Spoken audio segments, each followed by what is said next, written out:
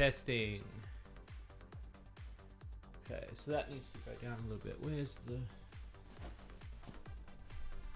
Just slightly. Hey, Shady. How are you, said? My good friend, my dear friend. Let me just adjust my microphone, because it is in my way and it's going to bug me. I've been playing this in my off time and I thought it'd be cool to play. I think this will do. How have you been, said? I know it's been a while since we've spoken.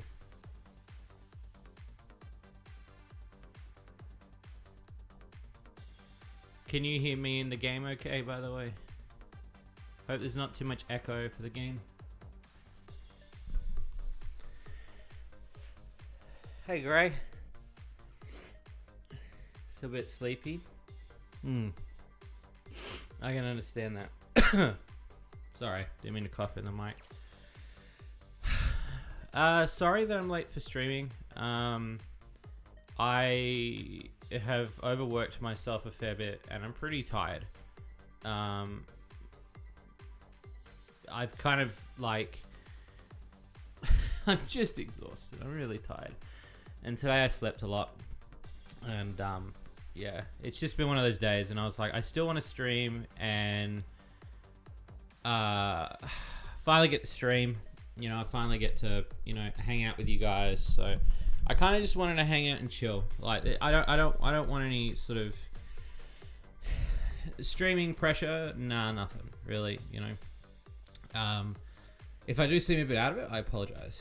I don't know how long the stream will go for because I know I am late to the stream.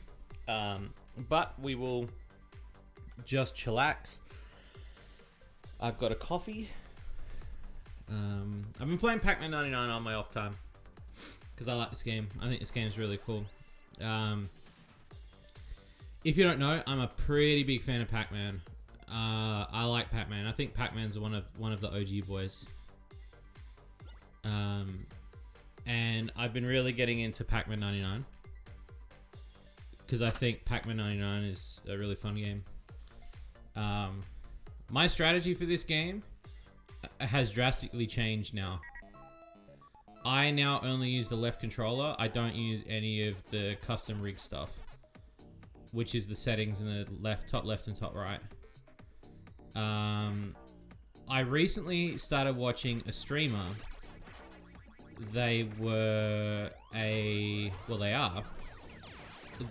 VTuber from Japan. They're very indie, very like new, and she is really good. I'll send you guys a link. She's amazing to watch play, and she came up in my recommended, and I was like, oh, I'll have a look. I'll give her a shot. And like, honestly, watching her play, I was like, man, she's really friendly. She's really cool, and like, she's tomboyish. So that, you know, there's something a little bit different about her. Like, she's just real cool. And the strategy that she does, which is really interesting, is she waits near a pellet like this. At least I'm not totally... That's very true. She does that and she waits. And I found it really intriguing because it does actually help to wait, given the circumstance, rather than like fly around. Because my normal strategy is to completely book it around the screen as fast as I possibly can and do every corner like I'm doing right now, just to show you, rather than sit here like this.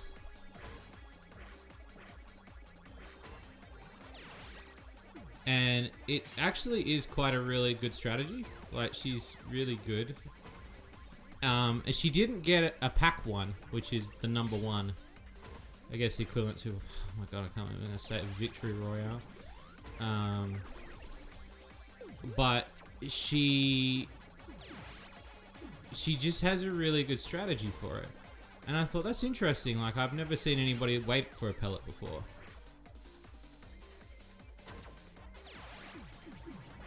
And yeah, I'm pretty If you can't tell, I'm a bit of a Pac-Man fan. I am a bit of a Pac-Man nut. Now we're getting into the top 20s now. I've never got a Pac-Man 1. The lowest I got the other night was a 3. I'd say that was my highest score, was a 3. Alright, I'm gonna be quiet now because this is gonna get into the heated.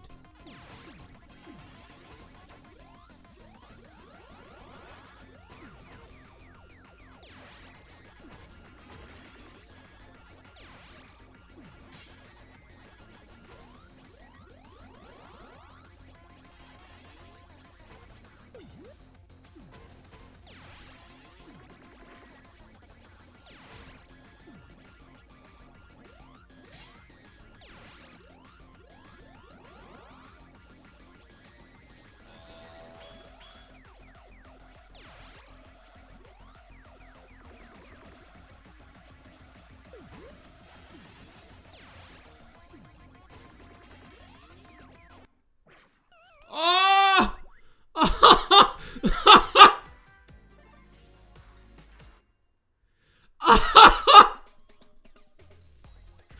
Holy crap! I got number 2! Holy shit! Hey, Shades. Hey, werewolf.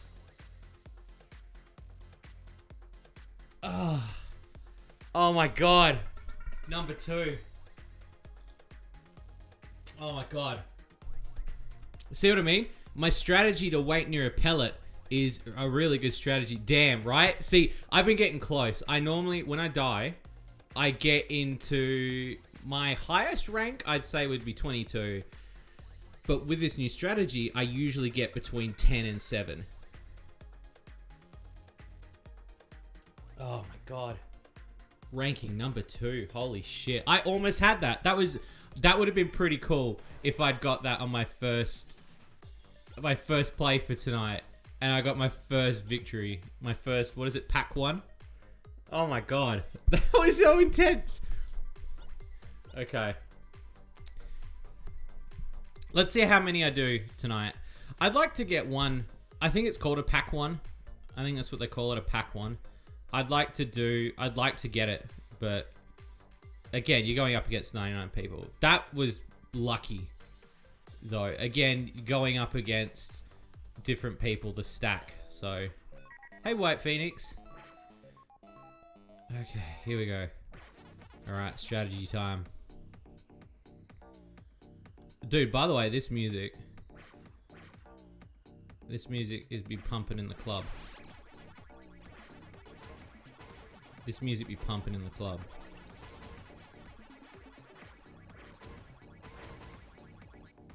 Also, if you notice, I don't change. I used to change the strategy. I used to do Hunter on the right, and then I would do Train on the left because I like stacking the train.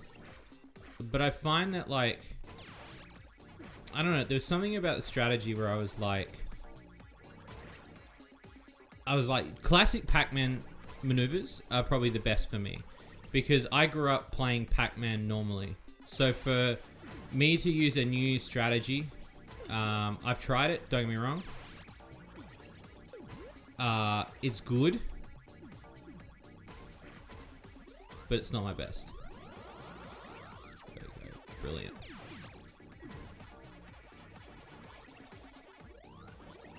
That is beautiful, beautiful, beautiful. So then you just chill, and then you chill. Let a little Pac-Mans fly into you. And then you grab the pellet.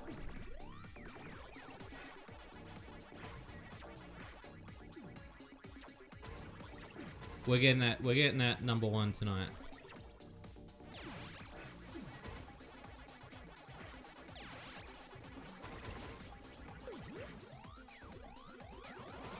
We're getting that number 1 tonight, boys.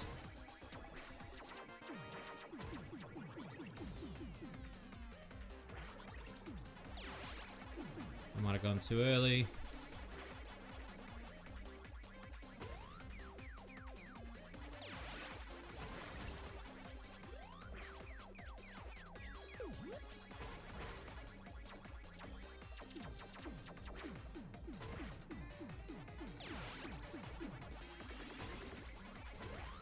It's when the red packs come in, and that's when the damage really starts getting done. Because the only way to remove the red packs from the map are to eat the apples or eat the fruits.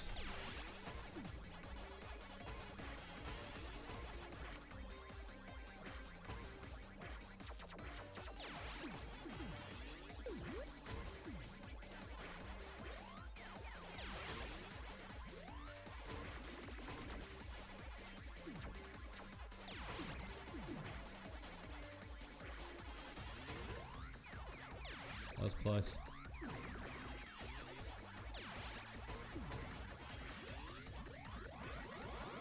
What? Ah! Top 10. Let's hear the results. So yeah, there is a pack. Let me have a look. Let's see what it's called. Statistics. I think it's called a Pac-1. Pack champ win. It's a pack champ win. It's the highest rank too. Yeah. Anyway, chat. I'm waffling. How are you? Talk to me how you are. How are you all feeling tonight? Oh my god. That was a tough one, that. Okay.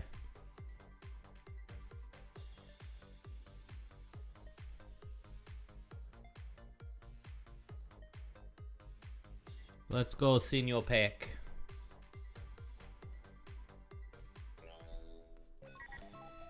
Okay. Alright. The red and the pink always do that too. They always go up and left. It's usually the red that's on the attack. Feeling good on a Sunday? That's nice, dude. I'm glad that you're, take a bit of time for you today. I try not to work on the weekends anymore because it's to a point now where, you want to have a day to look forward to. But I still have that struggle where, because I'm going away in a few days, so for me it's like I'm currently doing a lot of work. So I'm trying to get a lot of stuff done at the moment.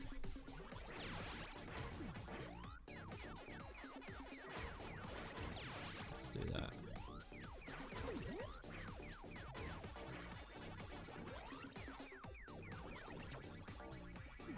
You celebrating a friend's birthday when you're feeling it today.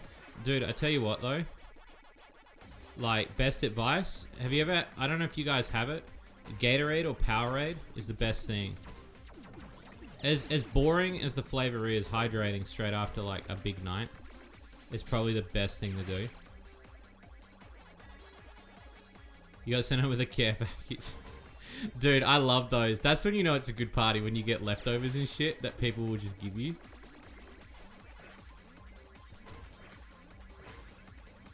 That's when you know it's a good party.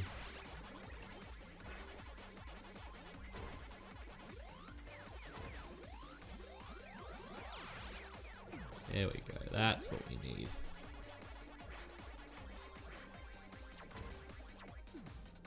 It's chillier. Yeah, Gatorade in the care package. Nice, dude. I need a Shady cation. Dude, you've got no idea, like... Oh, no. Ah, fuck. I'm really burnt out. I'm honestly really tired all the time.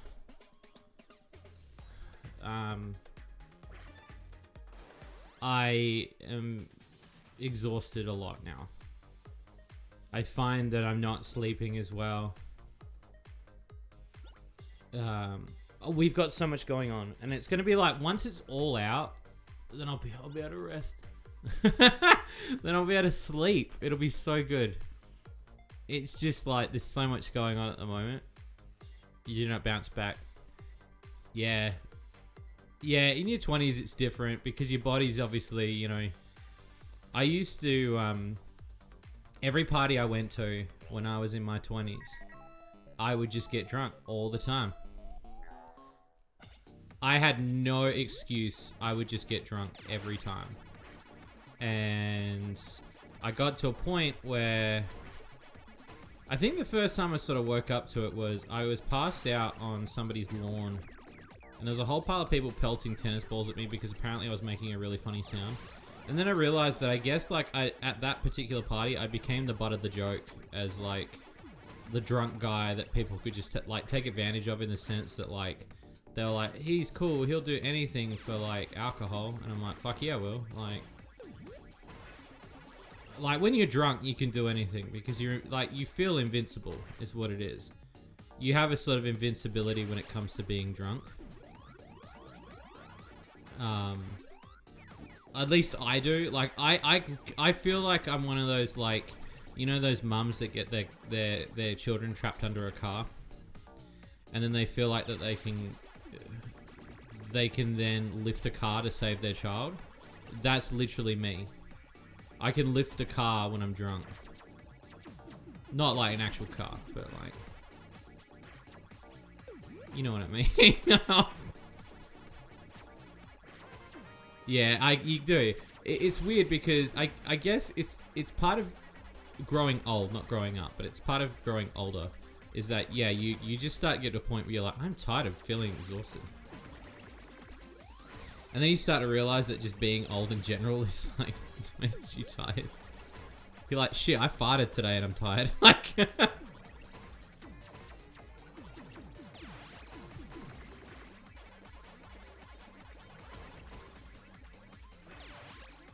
this dude.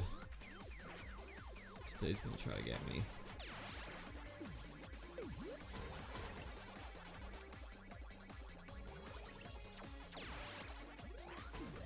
Let's go for the maximum.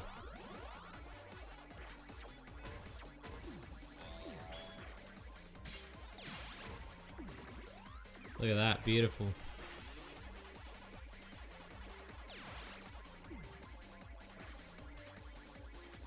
Make it for that one.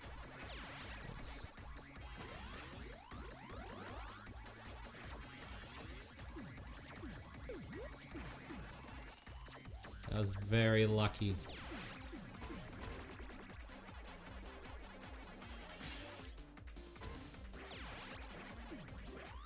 Let's go. Wait here.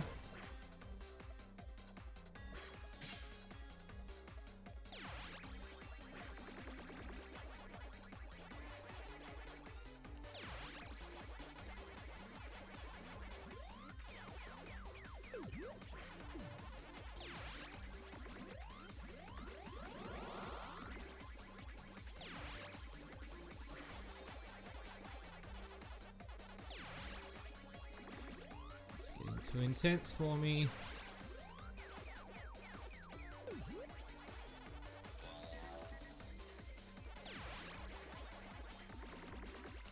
Ah, fuck. When a sneeze feels like a punch. Yeah, it's so true.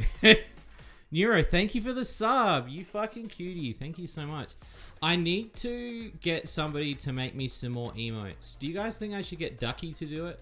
I was thinking about that. I was thinking maybe getting Ducky to do some like animated emotes and some animated like tip stuff. Yeah, just to make the thing look really cool, the stream. That was tough, man. 11. Okay. I'm glad his wife put back. She does do good work. I was thinking about it. You know, keeping my brand on brand. So I was thinking maybe that's what I should do. I just need a couple... I guess I need some suggestions on how I can make the stream look better. That's the biggest thing for me is the look. But thank you so much for the sub. Oh my god, Neuro. Thank you. Wow. I still get flustered like when people do stuff like that, so thank you.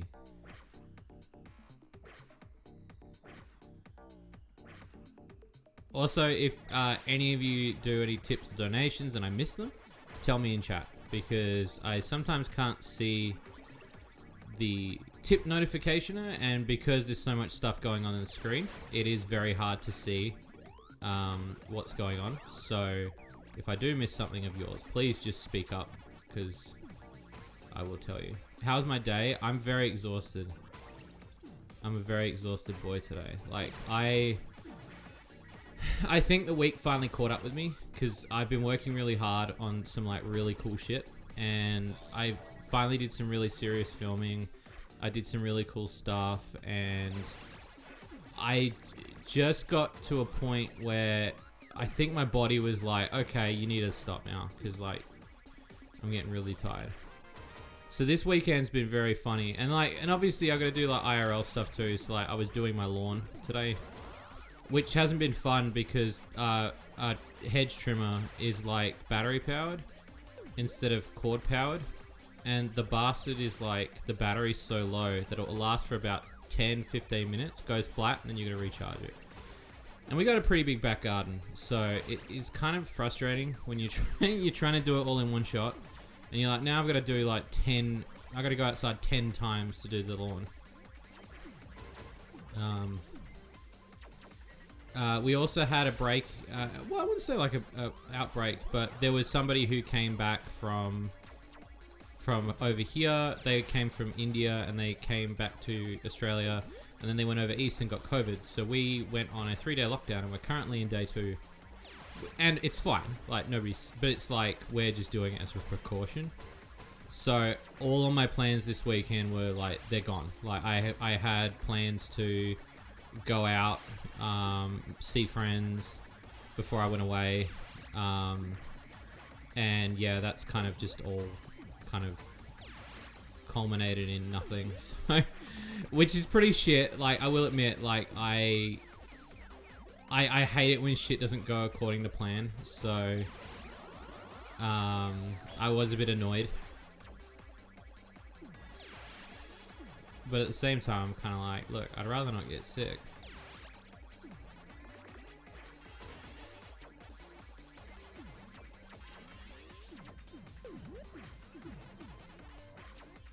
Okay, wait here.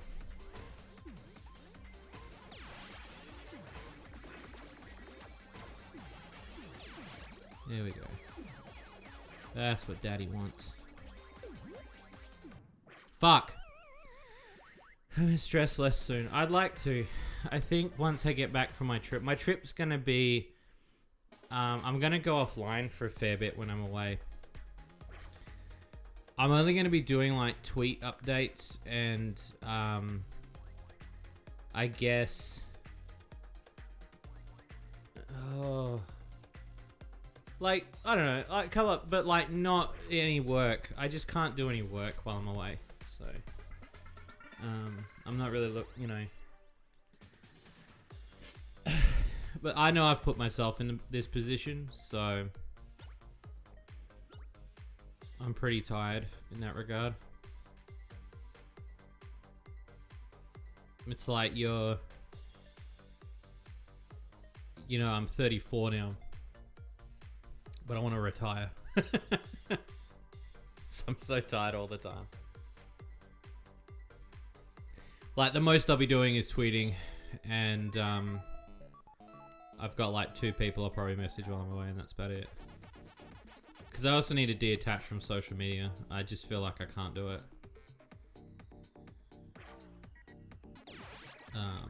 I just don't think I can do it.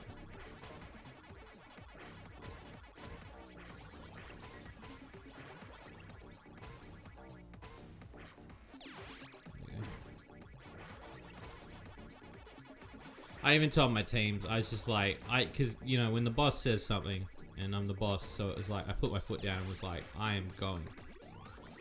Do not message me while I'm away, please. I mean, they can, I just won't check it, but...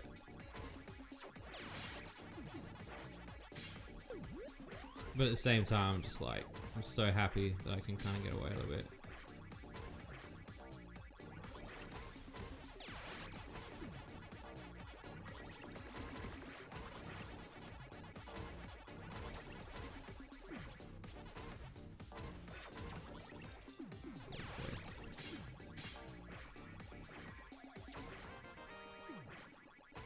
See, getting in the bottom 50 is easy.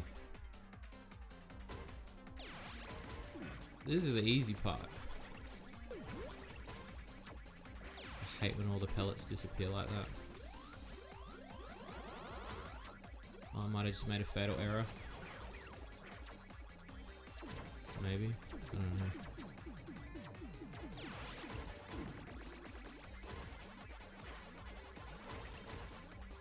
Chill here.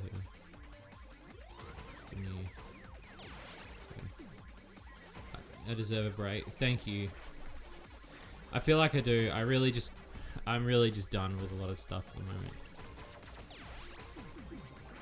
I love what I do. I'm just tired. Like, and I feel like now it happens more in spurts than anything. So like, I will have a solid week of working hard, and then that solid week then turns into, I'd say maybe like 4 days of just me not doing anything because I just can't do anything. So like sometimes when I work, rather than work normally, I push myself way too hard. And then yeah, I usually take a couple of days off, which isn't bad, like in method. I guess in method to the madness of it. Come on, there we go. I hate the red packs.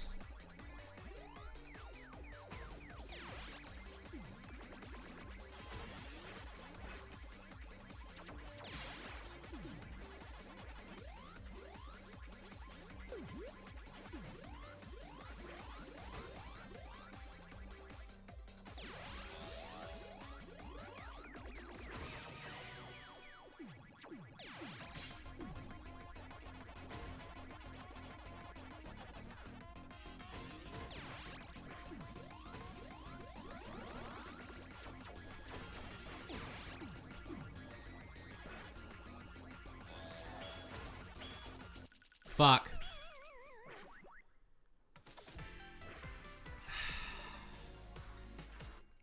Six. It's that final bit that I choke on usually towards the end. But what are you peeps up to for the weekend then? It's the weekend for a lot of you now. So what are your plans for Sunday? My Sunday's just about to end.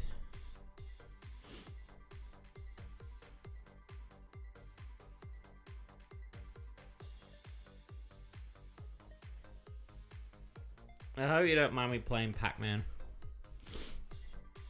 Like, I hope this stream isn't too, like, you know, boring. My biggest worry as a creator is, like, playing a game that people wouldn't want to see.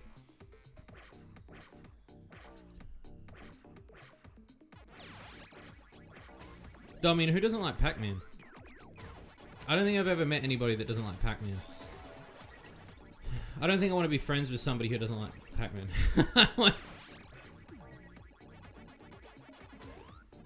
They're people I don't want to be friends with. They're people you don't want in your life. You're gonna go bag up all the dead leaves. Nice. I was gonna do that with the lawn today.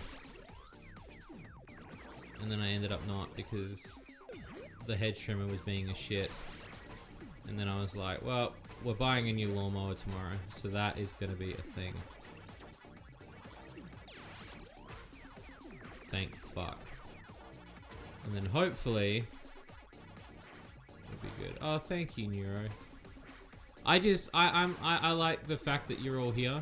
Like, again, you could be watching somebody else and you're here watching me, so that's really nice. So thank you so much for everyone being here. It's really chill. Let's try to do this. Bro, that was a good one.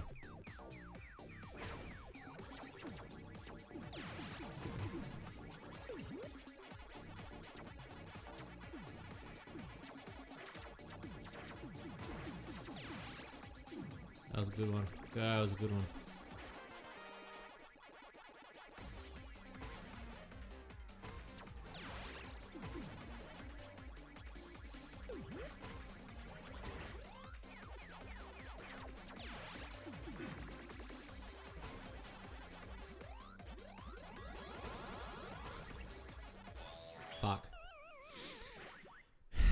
Oh, thank you, Phoenix.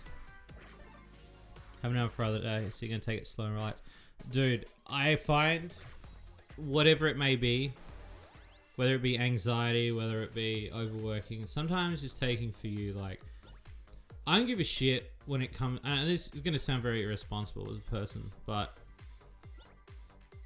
even when it's health related, in a sense, I'm just kind of like, look, if I'm gonna fucking be happy and I just eat a bowl of nachos, fuck yeah, that makes me happy. You gonna stream as well? Fuck yeah. Or like, do something that makes you happy. For me, it's eating a plate of nachos. Like, I'll eat a plate of nachos and I'm happy. I don't do it all the time. I do it way more than I probably should. But at the same time, it makes me really happy.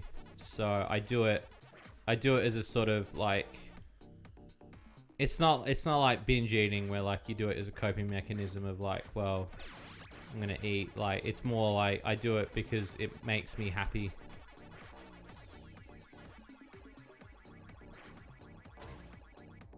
But yeah, in that regard, I say that, like, do what makes you happy. Nachos are top tier. Bun Anios, what is going on? It's been a long time. Welcome to the stream. How are you doing, Anios?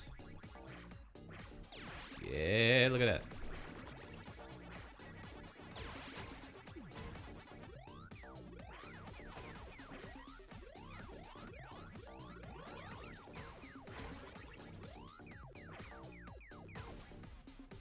Come at me.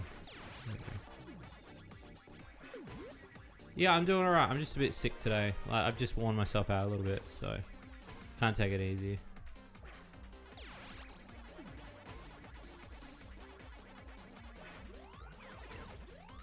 Surprisingly, for how stressful this game feels, I actually find Pac-Man quite a relaxing game to play.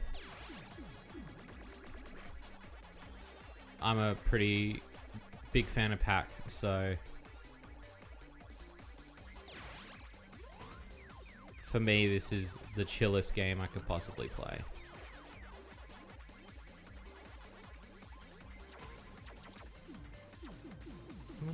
There we go.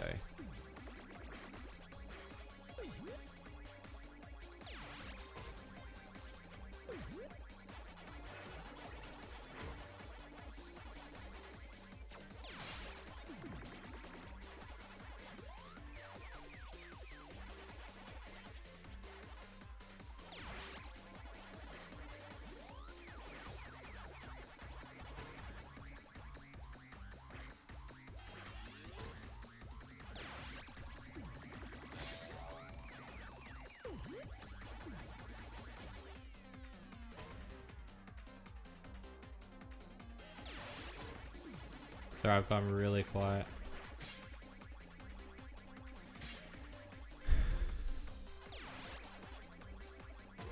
This is your moment. This is your moment now. Like, when you're in the top.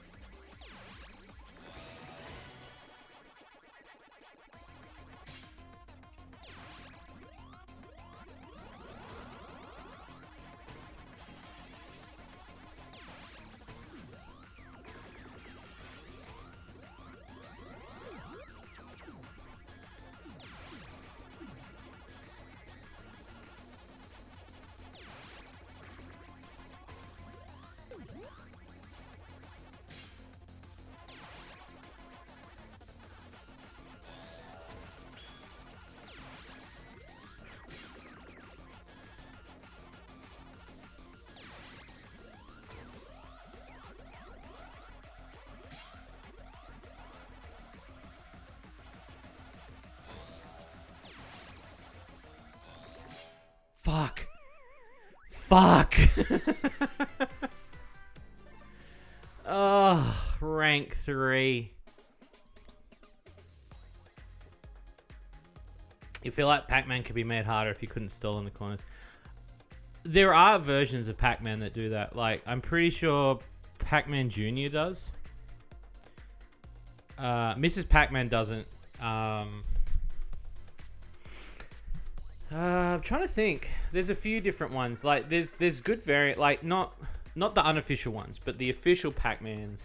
That was intense. See, that's the way I play Pac-Man, baby. Pac-Man, like I love Pac-Man so much. I have a lot of Pac-Man stuff around my room. I've got a Pac-Man light. I've got a Ghost light.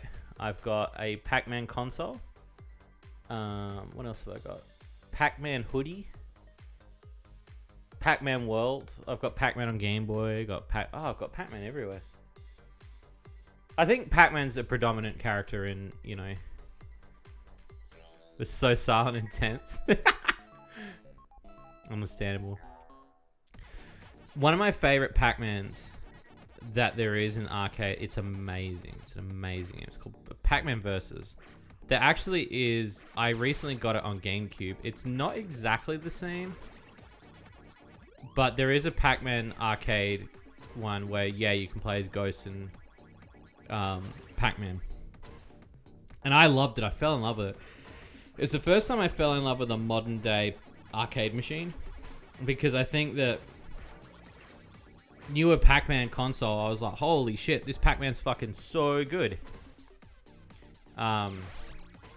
It's a really good rendition of the style. It's taking a concept and then redoing it in a really good way. All right, chat. I want to hear from you. Do you think I'm going to be able to get a victory tonight? Do you think I'm going to get a Pac-1 or whatever they're calling it?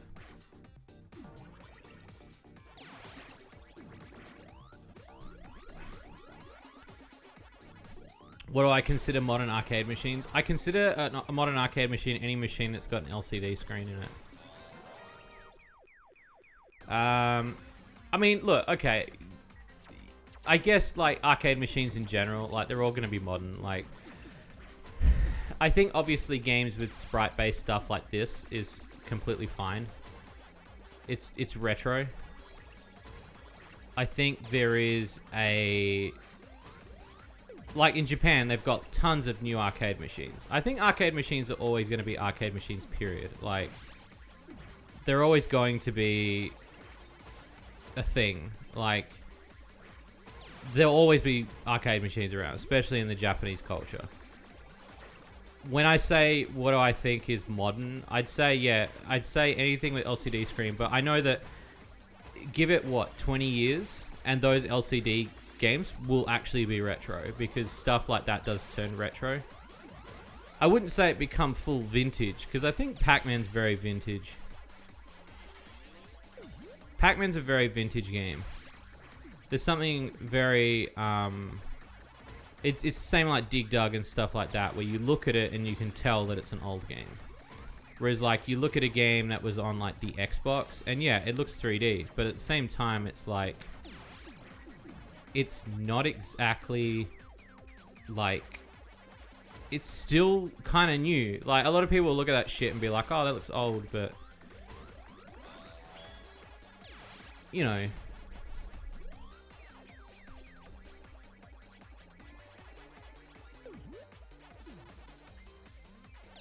There we go.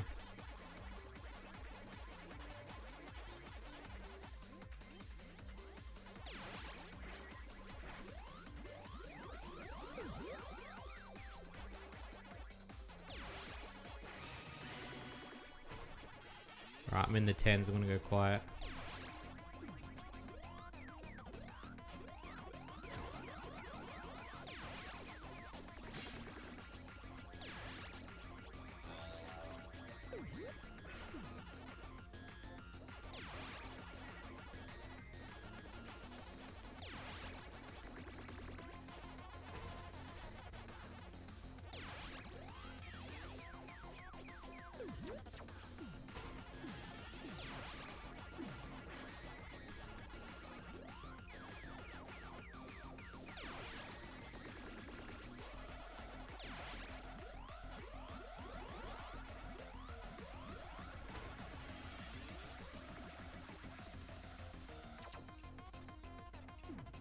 Fuck.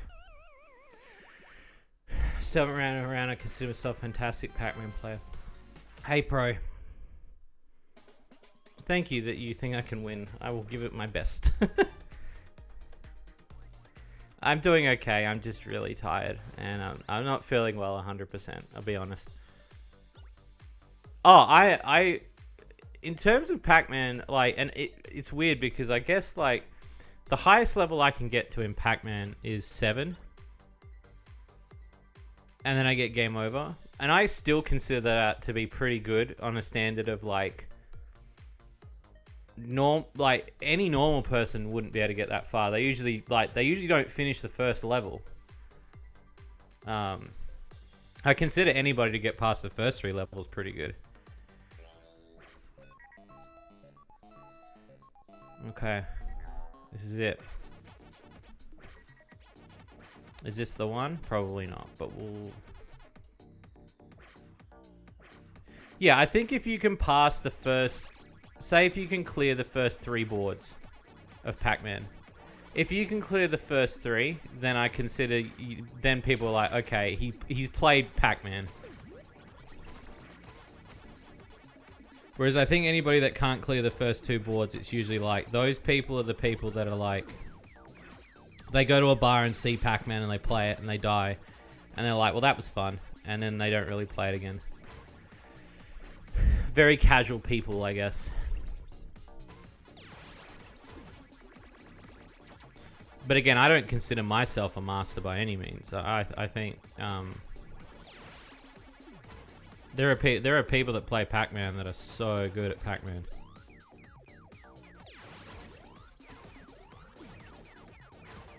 Like, there are some veterans of Pac-Man. Casual scrub. Dude, I think anybody can play Pac-Man though, and it depends on the version as well. So, like, obviously, like, original Pac is... Like, OG Pac is the hardest Pac-Man. Mrs. Pac-Man is pretty much the same as Pac-Man. There's, like, only a few variances in points and stuff. I really like Pac-Man Jr. because Pac-Man Jr. they add like a lot of cool shit to it.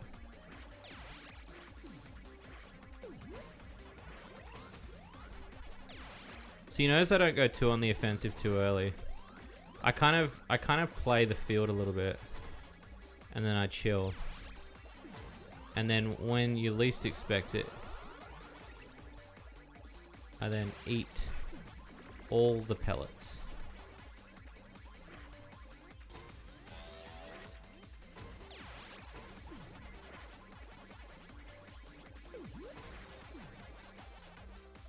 Okay.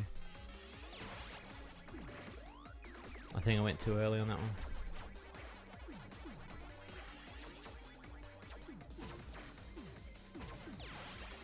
I went too early on that one as well.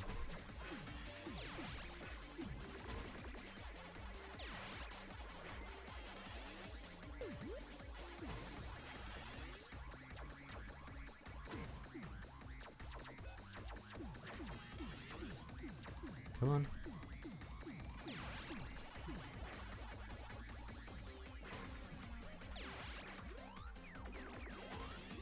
And there's people that make, yeah, I mean, those are speedrunners. I mean, there is a strategy to Pac-Man that, but that's like, in my mind, that's fourth dimensional thinking. Like, you're now at a level where you're playing Pac-Man and you're having to think about every ghost's moves. I don't even think about that. It's just me moving from one screen to another.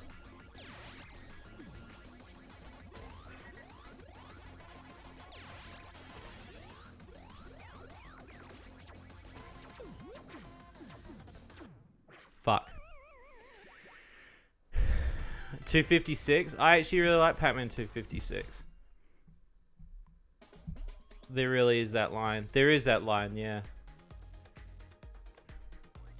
And the people to play it for fun. I know a lot of people like that will yeah, there are people that, like, I know they play, and you can tell, like, the way they play, and it's not like it's not a judgment thing. It's more that it's more like a watching perspective of, like, you can tell by watching somebody and you can tell like they don't understand the different patterns of the ghosts. Their mind is that there are 4 ghosts and you're playing as Pac-Man and you eat the pellets and you get the thing, and it's like they don't realize that like the red ghost is the attack ghost. They don't realize that there are different stats for each ghost and how each ghost operates. And again, that's when you start getting into like the real game. What's the game you know most about in your life? Like you understand mechanics and know the sub-meta. Let's see. Do you mean like a classic game? If you mean a classic game, I don't know. I think I understand Pac-Man fairly well. It's just that I feel that my mind can't get to that level of that sub-meta. I know it's there. It's just my brain can't really unlock that sort of... I need to think of the strategy of if I put this ghost in one corner, he's going to do something. I'd say if I had to think of like... that's a toughie. Let me have a think. Let's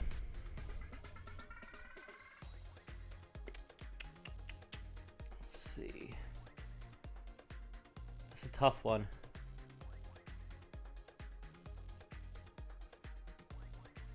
I think maybe like games like Worms. Worms I can understand in a really good level. Where, you know, when the wind blows in that game, you can tell exactly where the bullet's going to be thrown. Any of the Worms games I'm pretty good at in terms of strategy. I think anybody can be good if you put your mind to it.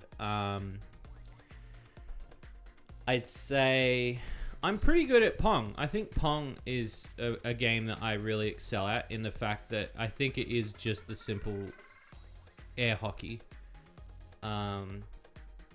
Games that I play constantly, which I understand 100%, like Sonic Chaos, I can play that game almost with my eyes closed. I can pretty much do that entire game. I find that if it wasn't for the final boss, I probably could do that entire game blindfolded. Because I feel that game, I've played it that many times, I know where everything is, and I know in what time I can finish each level, depending on the jumps and the speed. And again, I don't really do it for speedrun purposes. It's more, I do it for the purpose of fun, because I've always played that game with the intent of like, I can beat this game in one sitting. I can beat the game in like 28 minutes. And it's not like the best time, but it's the time that I'm like, there's not many friends that I know in my social group that can beat a game in 28 minutes, especially a game that like, it's not a long game, but if I sat any of my other friends down with the same skill level that they've got of me, I don't think any of them would be able to do it. And I think in that regard, I kind of hold that game special to me because it's something that I can do that not many of my friends could probably do. Let's see, is there any other games? Because usually it's older games that I find that are my jam. Platformers. Crash Bandicoot 2. Okay, Crash Bandicoot 2 is another one. Like, the other day, I sat down, and I'm talking the original Crash Bandicoot 2 on PlayStation 1. Your best in half an hour, so when you find that one, it's special. It's true. Crash Bandicoot 2 I can do in one sitting. I can't do it 100% in one sitting. I still feel that I can if I work hard enough at it. It's just been one of those things where I know that my time is very limited, so I know for a fact I can get from start to finish of that game within like an hour and a half. I can do it, and I'm like, boom, I've done the game, I've beaten the game, and I always get a satisfaction in doing it. It's always the same satisfaction when I beat that game. But I've gotten to a stage now where I feel like I could probably start to do it 100%. I don't know. I mean, I've beaten the game 100% before, but doing it 100% in one sitting is a bit different. I feel like it would take me a lot longer, because there are still things that I die at a lot in that game. Like, I understand that game, but there are some times where Crash Bandicoot throws me through a loop, and I'm like, whoa, that has never ever happened to me before.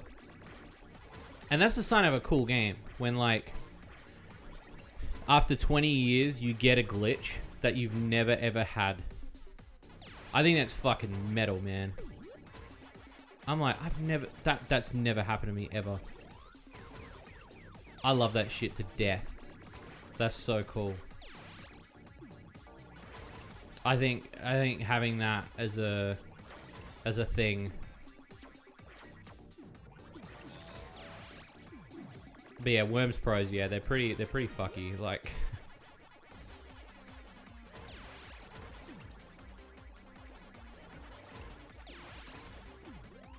There are a lot of games like older games, but it's funny because as a kid I was very threatened by older games because I found that older games, like if you've been watching my streams as of recently for the last like 6 months, I've been trying to beat a lot of games from my childhood because I found as a kid, in my mind, they became very intimidating. And so returning to them as an adult has been a very different experience for me. I'd say out of all the games, I'd say there's probably been 2 or 3 that I've played on stream that I've not, out of the entire time I've played them, I've been like, I'm going to beat this game in one sitting, that I've not beaten. I'd say there's probably like 2 or 3. But it's been really nice to kind of go like, I'm going to cross these off my list finally. Like, my childhood self would be so proud to see that, you know, I finally beat a game that haunted me as a kid that I don't think I'd be able to beat. Oh, fuck.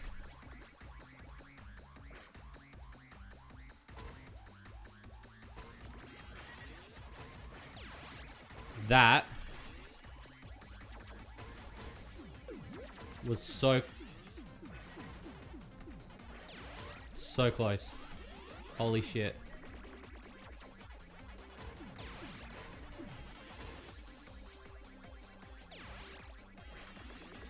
You're better at games than when you were a kid? Oh my god. Well, I mean, it depends. Like, it depends on, like, what the games were, too. Like...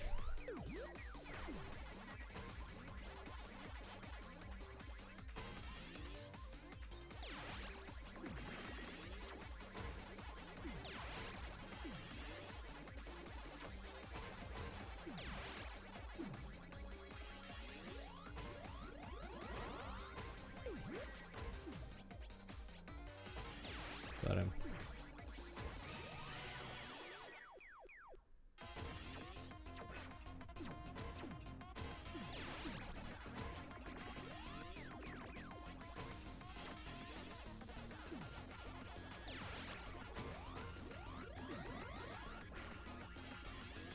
I freaked out. What's the first game you got way too good at that your buddies never wanted to play you against? Dr. Robotnik's Mean Bean Machine. Being a game that's been unfinished for years. Yeah, that's so true, pro. I've been getting a lot of that euphoria when doing, when playing games on stream recently, because I'm beating games that, yeah, that have been locked away where I was like, I've never looked at the ending. Devil May Cry, mate. Well, okay, that's fine. Yeah, the game that, like... Tetris or Dr. Robotnik's Mean Bean Machine, which is aka Puyo Puyo. I would have friends that I would sit with and play that game. And my friends would refuse to play it with me after like 2 or 3 rounds. Because I would just get way ahead of them in combos. That they would get annoyed at me because they're like, you're going so fast. And I'm like, I'm actually not going as fast as you might think I'm going. I've just got a bit of a strategy. And then, no joke, I actually, the big part of me got really upset. Because then I was like, I kind of felt bad because I was like, now nobody wants to play the game with me. At all. And I want people to play this game with me because I really enjoy it. And so, like, none of my friends like playing it with me. It feels like a chore getting them to play it because they know that they're going to lose. And then when they win, they always worry that, like, I've let them win. But then whenever they win, it's like a legitimate win. But yeah, I do feel like... I do feel that I don't have that... those friends that I can play that with. Reaction speed for fight. Dude, like, that's the thing too. Like, obviously when you get older, your reactions are different. You need to start waking up earlier. So, Eagle, look. You're a tired boy. We get it. Caw, motherfucker.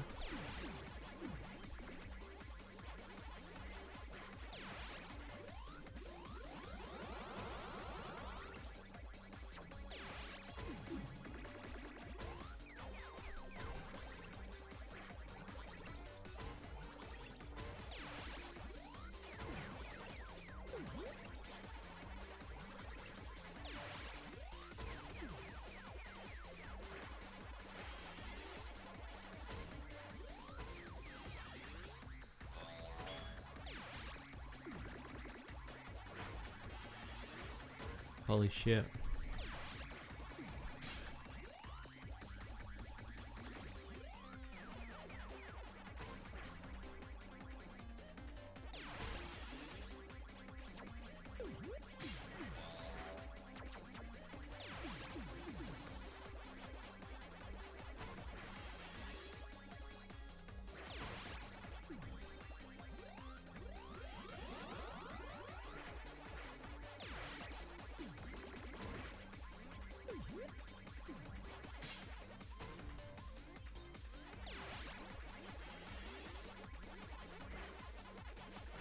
Fuck.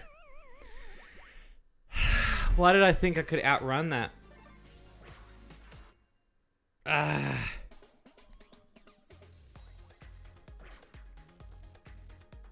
One of the best skills I had as a kid, and I find that my thumb is permanently damaged because of it. I've got like the sort of creases on my thumb are permanently scarred. Is when, dude, Pinky's hyper fire, man.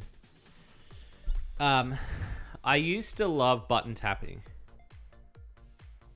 Button tapping was my shit. I love button tapping. To the point where I found that doing, like, the first time I'd say was in Metal Gear Solid 1 when you're trying to, like, get through the torture scene and you're trying to press the X button or the square button really rapidly. I found that with a lot of games that I was like, I think Dragon Ball Z Legends for PlayStation 1 as well. It's a Japanese exclusive game, but it was one of those games where I could button mash the fuck out of it, and I was fucking amazing at it. And there are still a few games that I'm trying to remember. There was a game recently I played that had some really fucking sick button mashing in it, and I have a really good strategy for it. But it's one of those things where I'd say that's probably my best skill. The getting older, obviously, it's you get older, so it's affecting you more. Like, you can't button mash as much as you wanted to.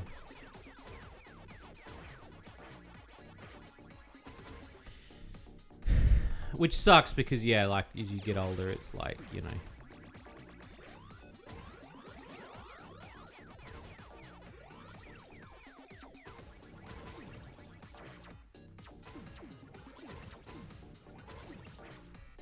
Sorry, I'm just, like, watching all the ghosts. I'm staying quiet.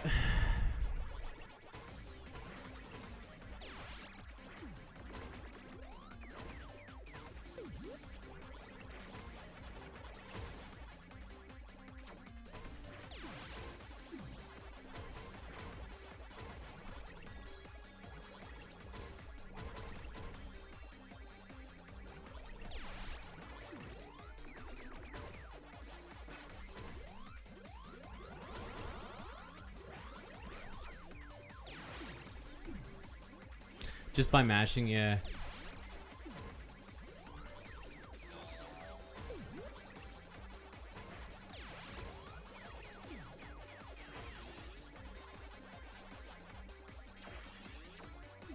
Come on. That red one was getting way too close. I think so too. I think it's really impressive when you get like good at a simple game. Because a lot of people take simple games for advantage. They're like, oh, that's a baby's game. And it's like, it's not really. Like, it's a fucking hard game.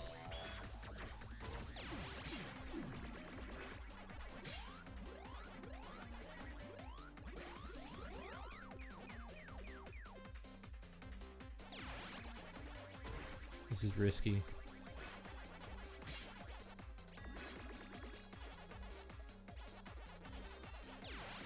Did you see that?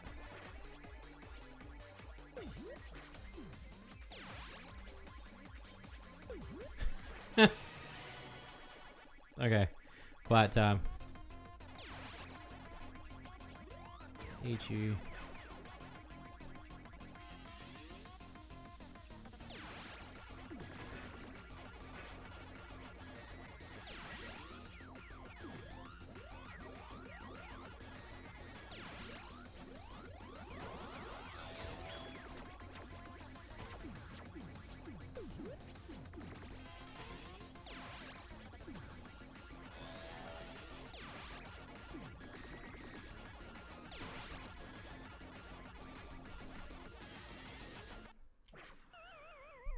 Holy fuck.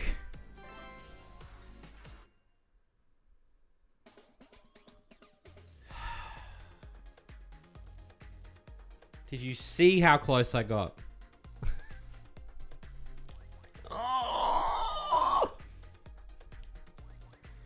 Guys, I think I can do it. I think I can get it. I came second. I came second. Oh, I got family members that are really good at Wii Sports as well.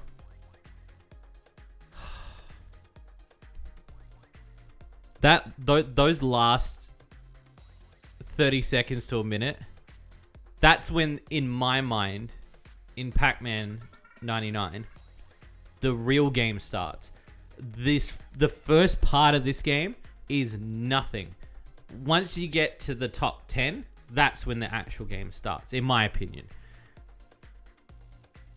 Okay, second. It's true. It's true. I do it for the ladies and the guys. I'm such a polite guy. I come second. Look, there's someone on the chart called Mama Luigi.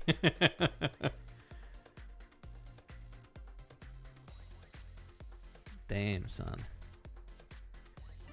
Alright. Let's go. Let's not even break.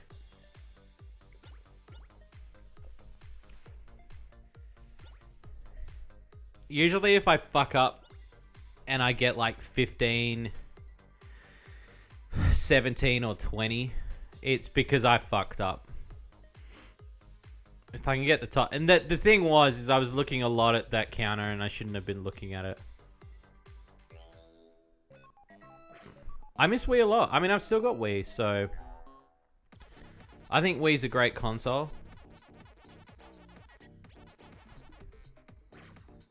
When it first came out, it was revolutionary. There was nothing like it on the market. And yeah, there was a lot of crap on the console. But you know what? It was our crap. Like, you know? It was our crap.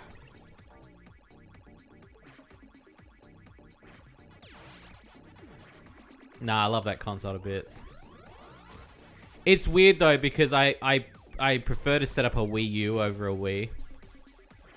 Only because the Wii U can play Wii games as well. Like, that's the only reason why. Like, there aren't as many Wii U games as there are Wii games, but I prefer to have the Wii U set up so I can play both. I have a Wii set up, but the Wii set up purely for my DOS box. Just so I can play DOS games. But that's in my opinion, I think the Wii is a fantastic console. It always has been. It can be considered like the family console, in my opinion. Like, Nintendo did a really good job of making that console family.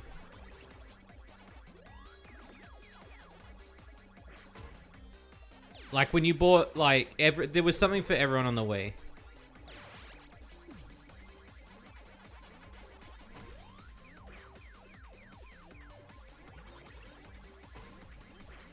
I felt like that too, like, because obviously when I had a Wii, like, you know, there were other people that had, like, Xbox and shit. But at the same time, I was like, this fucking Wii, it's got so much good shit on it. And, like, Wii Bowling's fucking good. You can get fucked if you think Wii Bowling is shit, because there's no other console that does bowling that good. Has any other console really... Like, can you name another really good bowling game? You can't. You fuck you, is what...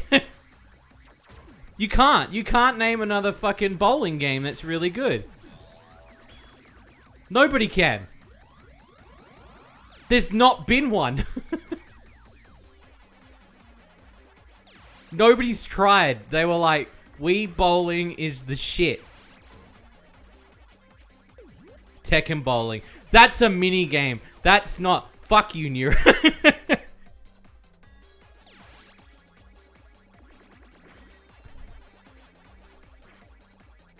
Honestly, I think we should make a sexy bowling game. Yakuza Bowling. Yeah, but it's a mini game.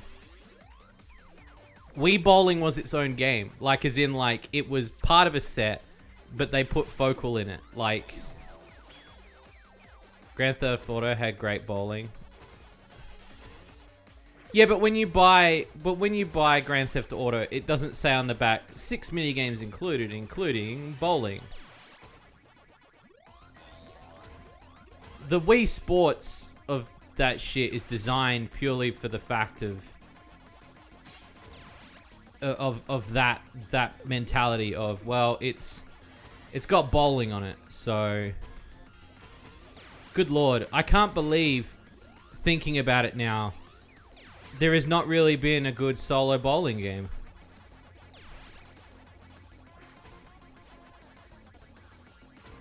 That's actually annoying.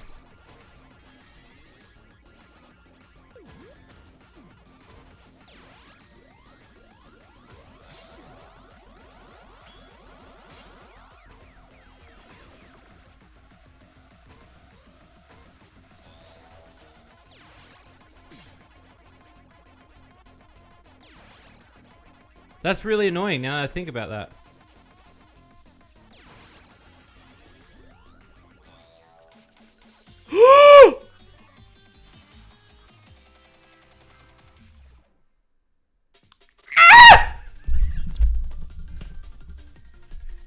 Yes! Yes! Yes! Yes! Yes! Yes! Yes! Ah! Ah! Ah! Ah! Ah! Ah! Ah! Yes! Oh, fuck! Oh, I'm gonna come! Oh! Yes! Woohoo! Ha! Oh! Oh! Oh! Oh!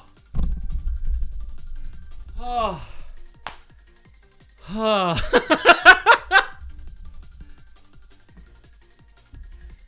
Oh! Oh! Oh! Oh my god! I did it, boys! Oh, I feel it! I got overflowed. Oh. I hope someone clipped that. Someone clipped it.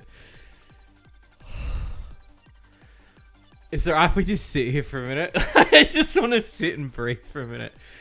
Oh my god. Fuck.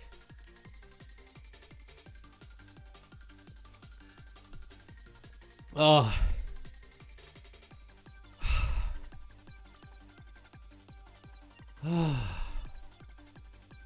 Oh god. Oh god.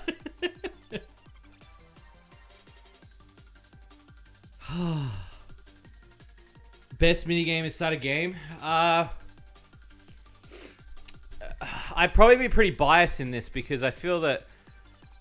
Sorry, I'm so exhausted. I literally did laps around the room. I find that Yakuza has some of the best minigames. Period. I think Yakuza's minigames are fucking sick. Like, there's some really good shit in there. My favorite is obviously the cabaret stuff. But pretty much any minigame in that. I just found out that Mortal Kombat's got a kart racer on Mortal Kombat Armageddon.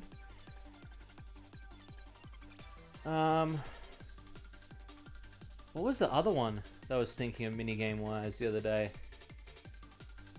Kirby games have good minigames. No, I wouldn't say entire Virtual Fighter. I'd say like the cabaret minigame. The bowling's not bad. I like the karaoke. Oh my god, I can't believe I did it.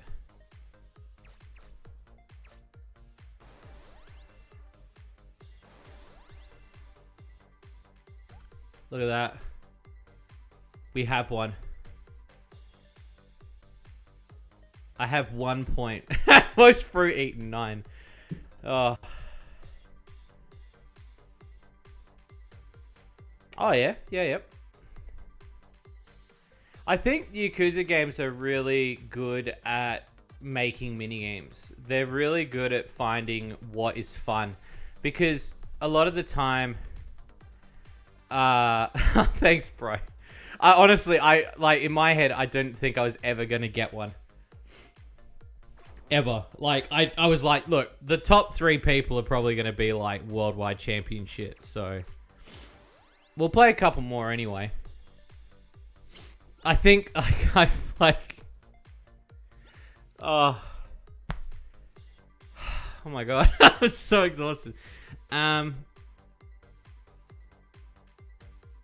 Yeah, it's weird that minigames in games usually,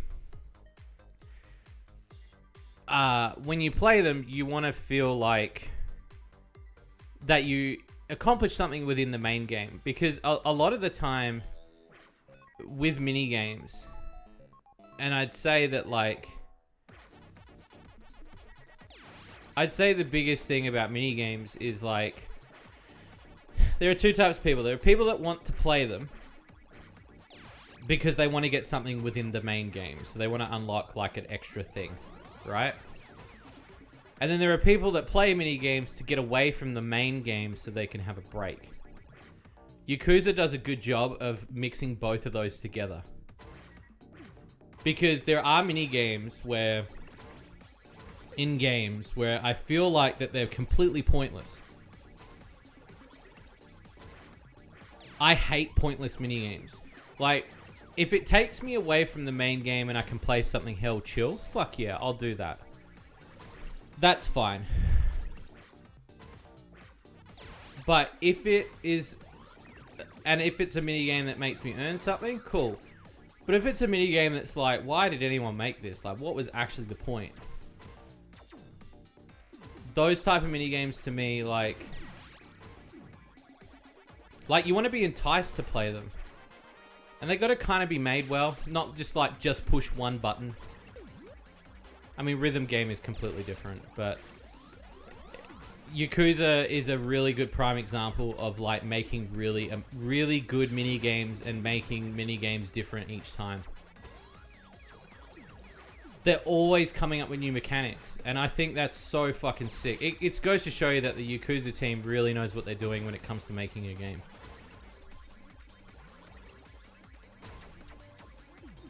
In my opinion, anyway.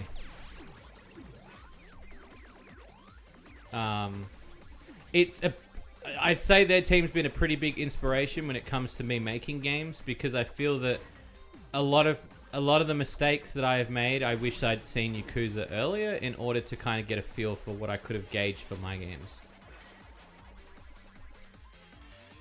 Because there is a big part of me that's like, if I'd thought about, like, Ludware, for example, is a game that, you know, we did as a sort of bonus game. But there's no real incentive for you to play it. And part of the reason, and I'll be honest with you, is because the artist who was working with me on it couldn't be bothered drawing CG unlocks.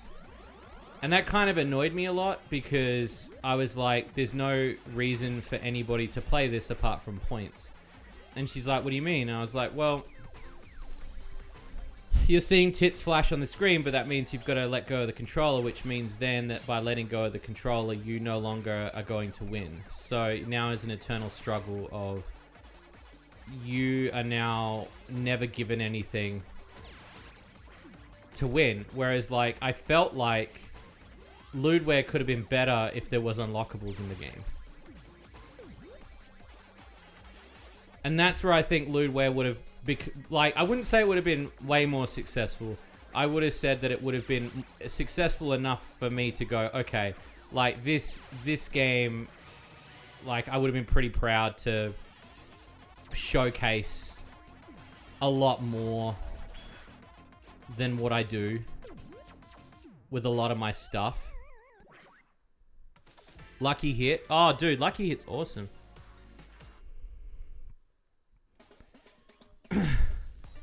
And the problem is with like Lud, yeah, I think that was part of the passion that killed it for me, was because I felt like people that bought Ludware were people that wanted to support me more than the content of the game itself, and I wanted people to play it for the content of the game.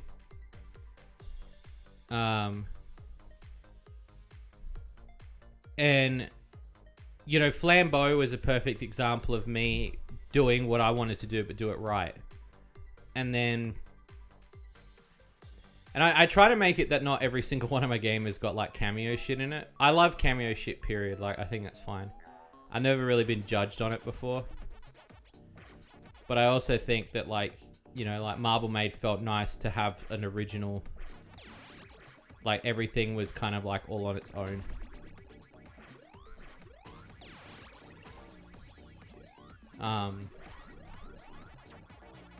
But yeah, I don't know. Like, I'm probably waffling. But yeah, that's kind of how I feel about Ludware. Is like, I feel like that game could have been better if it was bigger and had more content to unlock.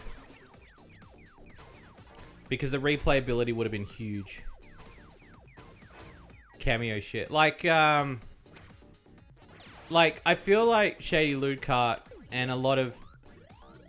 There's a big part of me that, like, I guess it's an inner voice that's like, well, I don't want people to constantly think that I'm piggybacking off them all the time. Part of the industry is about helping each other. But I never wanted to always do games where there was always guest characters. I always wanted to do my own shit as well. So when I did Flambeau, Flambeau was my own thing. And then Shady Loot Cart was kind of like my Smash idea.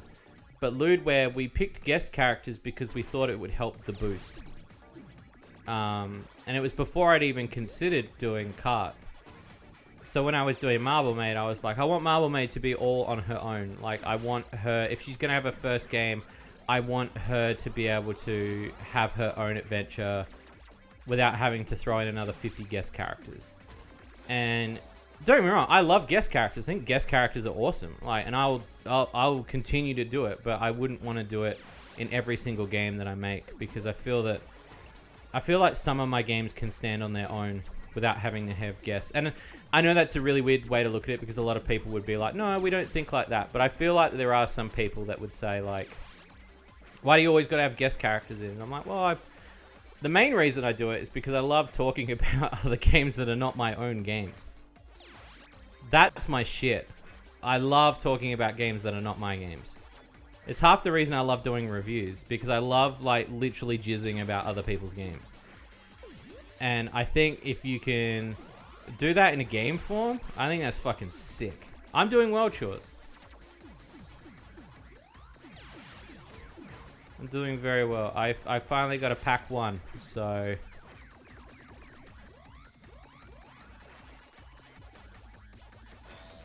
I think I fumbled it. Oh, maybe not.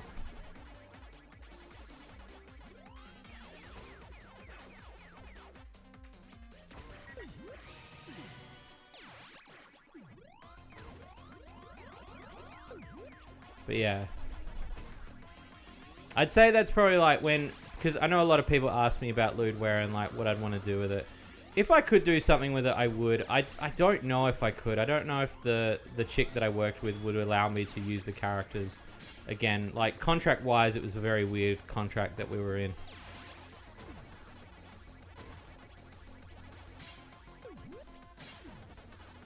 I don't know if we'd do it again.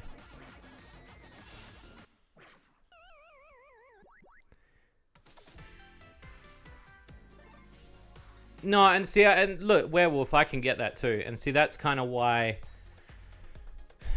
I feel like that the guest stuff kind of takes you out of the moment as well. I still think that the community's best hope of thriving is guest characters, though, because lewd games still are not mainstream.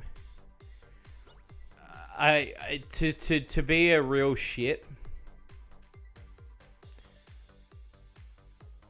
I'd love to get characters more so to boost the guest games, right? Yeah, and I get a lot of people probably, like, there was a person that, I've only ever had one. Oh, thanks, Boo, man. I had one person message me. I've never had anybody really say anything. But I had one person message me, and he was a digital artist, and he was like, you know what I hate about Shady Luca is the fact that they're all guest characters and there's no one that's original. And I was like, well, that's the whole concept of the game. And he got really mad at me because he was like, you can't even come up with anything original on your own. And I was like, well, I have. Like, it's... I mean, he was looking at, like, the one thing that I think about constantly, which is, like, you don't want to be judged for piggybacking. And, of course, like, there is a level of piggybacking you get from, like, working with guest characters, too. But my goal is to introduce people to my shit and introduce my people to their shit. Like, I think it's a really good, like, two-way street. Especially when this industry, like, a lot of public forum places crush lewd games really hard. The thing that shits me, and I guess, like, this is me having a rant, is I think games like Subverse have done nothing for the industry, where I think they have changed everything, and they haven't changed anything. They just released their game, that was it. Like, nothing changed. They were honestly really banking on them redefining the industry, and it didn't happen. I knew it wasn't going to happen because it was the mentality on which that they had. They didn't have the right mentality. Oh, for Bloodstain? Nice.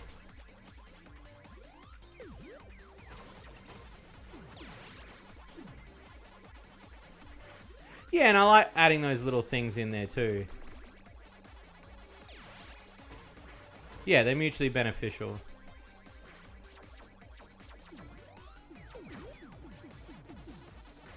Robot Shades is top tier. Dude, a lot of people like Metal Shades. There is a big fan for Metal Shades. But yeah, like, to be a little bit... I think the biggest thing in our industry at the moment is for us to work together. And one of the reasons why I guess I don't really want to review Subverse, because a lot of people ask me if I'm going to review it. I got sent a gift copy the other day by a fan, which I really appreciate. But I don't know if I'll ever review it, because the biggest part that scares me is their fan base is very... their fan base is very rabid, and they attack people. And that shit scares the fuck out of me, to the point where it's like, if I can't have my own opinion, then what's the point in even talking about it? The biggest thing for me was that it was the first time I ever kind of felt like, in this industry, I guess I felt like, what have these people got that anybody else has got? In the sense that, like, the first forum post I ever saw a Subverse, which was really odd to me, was they had an interview where they said, we're going to change the game because we're the first lewd game to ever be made. And I was like, you're not, though. Like, there are thousands of lewd games that have been around for years. And they basically shat on everybody that currently exists. And it really kind of made me mad, because there were all these developers that have been working for years on they've been working for years on their games. And then Subverse did this interview where they said, well, we want to be the first AAA game to be in the ranks. And I was like, that's cool. But then they said that they were the first professional lewd game. And that really shit me off because I felt that there were a lot of lewd games out there that, you know... Yeah, Subverse is the game I made at Studio 4. And look, I got nothing... I think Studio 4 is very talented. I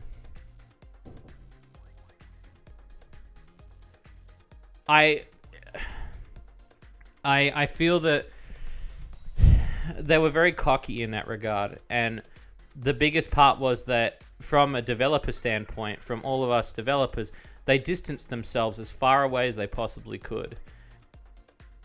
And I actually reached out to them when they first announced Subverse, and I ended up getting to talk to them. And I thought they were cool. But the biggest worry for me was that they weren't going to make this amazing game. Because the thing that they're known for is animation. They've never made a game before, so it's very hard for them to step into that next thing. And because they would all talk, when they released their game, the thing that really shit me off was that, like, all these people had said the game was amazing before it even playing it. And had...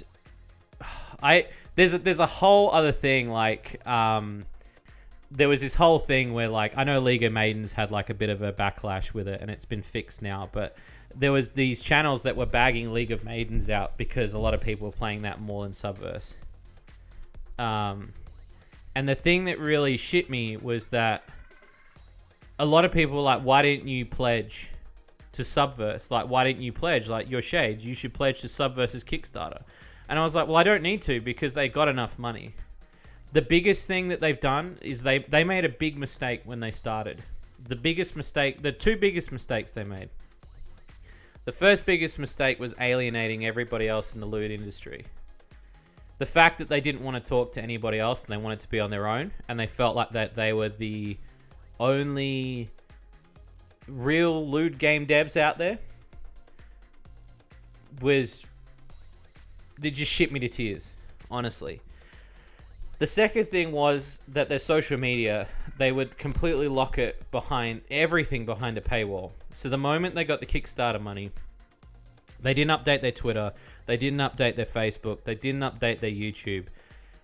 Unless you pledged to the Kickstarter, you would only see the stuff on Kickstarter, or if you were on their Discord. So people that were on Twitter, which is a huge audience of people, don't get to see their shit. And so it wasn't until the game really launched that people were like, oh shit, they still update their Twitter? And I'm like, there's a huge following here that they missed. And a lot of the feedback I got, because people have told me about the game, is the game feels like a really flashy Flash game, like from the early 90s, the late 90s, sorry, where it's a game where the 3D comes first and the gameplay was definitely thought about second. They thought about the fucking and the 3D first. The secondary shit was the gameplay. It was this sort of like, yeah, it literally felt like a Newgrounds game. And the worst part is when anybody ever says that to them, apparently a lot of people get mad. And that's the biggest fear I have in talking about it, because I feel like that I want to say that. It's like, and I get it too, like if they made the game smaller, but because Subverse is this huge fucking AAA game that they've spurred, when you think of huge game, you're thinking like, it's a massive game, so it's got to be massive, right? But the gameplay is so fucking tiny and so minuscule that it feels like there are a lot of real subpar games that are better than that. And that's kind of like my... and that's the other thing too. Yeah, the fucking's looped, which is really bizarre because they're Studio 4, the people who make like movies, and a lot of their shit is just flash loops. And what really shit me was I was like, that's a lot of money to sink into a game that we're not gonna fucking honestly, that's just my opinion. But again, sorry I went on a little rant about that. Sorry about that, peeps. I didn't. It's been on my mind for a while, and we're obviously talking about games and particularly like crossover stuff. And I feel that Subverse could be the and the only other thing that I'd say that would shit me about it is then I saw the memes that they put in the game. And that's what really upset me, was because I was like, I've cringed at dialogue. When I saw the Gordon Ramsay meme that they put into Subverse, and there's a little gremlin character, and he looks like Gordon Ramsay, and he talks about it being fucking raw and shit. I was like, I've never not laughed. Like, it was so cringe. And I get it, like, some people might find it funny. Like, you know.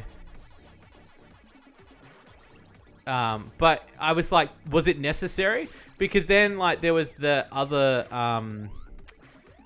meme they put in there was I think it was like a crab character, and the crab character was meant to represent a guy who trolled them because his name was apparently I don't know if this is true 100% or if I'm getting this right, but apparently his name was Subverse, and he wanted to sue the Subverse people for stealing his name. And so they put him in the game to make him look like a right cunt. And I was like, I can understand that. Like, I did that with WingCloud. I put them in cart. Like, I put them in cart without asking them. But now the game is just a meme-filled, like, mess of loops, shitty gameplay, and the biggest excuse will be is that, yeah, it's early access. And yeah, okay, it's early access, but like, at least make the first presentation your good one. When you're coming out the gate, make it a good fucking thing.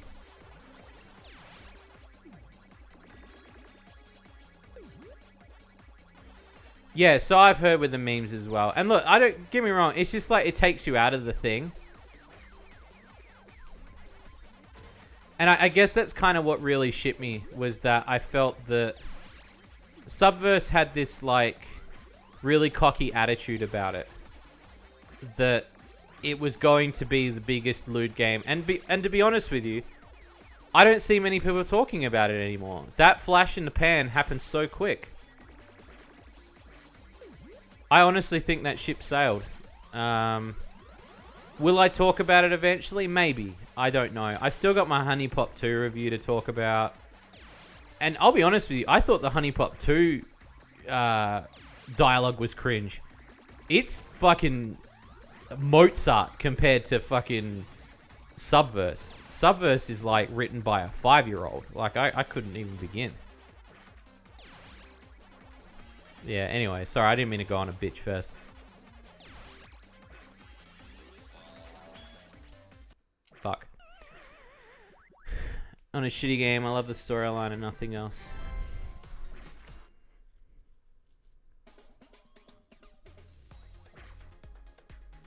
Oh yeah, Further Dick Dine and Dash, yeah. Yeah, and that game's ending up being quite successful. It's been quite a successful game. There's a really interesting pattern at the moment where loot games are now kind of going from one MP, a Subverse issue from a lot of people is how I would have done things. Yeah, it is. I'd say so early on when we all started doing loot games and stuff, it kind of was like, they call it the Wild West of loot gaming. I was talking to someone the other day, and they were asking me what it was like when I first started, and I said it was very different because loot games, nobody knew what the waters were like. We were going off what the Japanese had. Like, everybody in Japan was making, like, games called, like, I Fuck My Sister. Like, that's the names of the games. But their games were very, like, lose to win, visual novels, and they got some good games, though. In amongst all that, they've got some good games. But us over here in the West, we're trying to make, like, the process of building a loot game now has been like, well, how far outside the square can we go? And I think a lot of people now are trying different things. There was a brief period where everyone was doing a visual novel because nobody wanted to get that inventive. And I love the voice. Oh, dude, the voice acting in that is so fucking good. Fuck, I should talk about that. My honest opinion with lewd games now is people are stepping more out of the circle. So, like, with Shady Lewd Kart, nobody's done a lewd kart racing game before. Nobody's done a lewd rhythm game before. Now people are doing them. Nobody's done a lewd Tetris properly. Now they're doing them. Lewd space shooter. Lewd, like, people are making games now that... And it's funny, too, because I feel like... And I've never really been cocky about this sort of stuff. But I'm going to be in this particular instance. I predicted this sort of shit would happen. Was that unless people started doing it, it was eventually going to happen anyway. Which was somebody was going to go, you know what? I should make this a lewd game. And that's how I felt about Kart. Was I was like, I should make Kart because is anyone else going to do it? Might have to wait another 10, 15 years before somebody makes a lewd racing game. I'm going to do it. But I'm going to do it differently.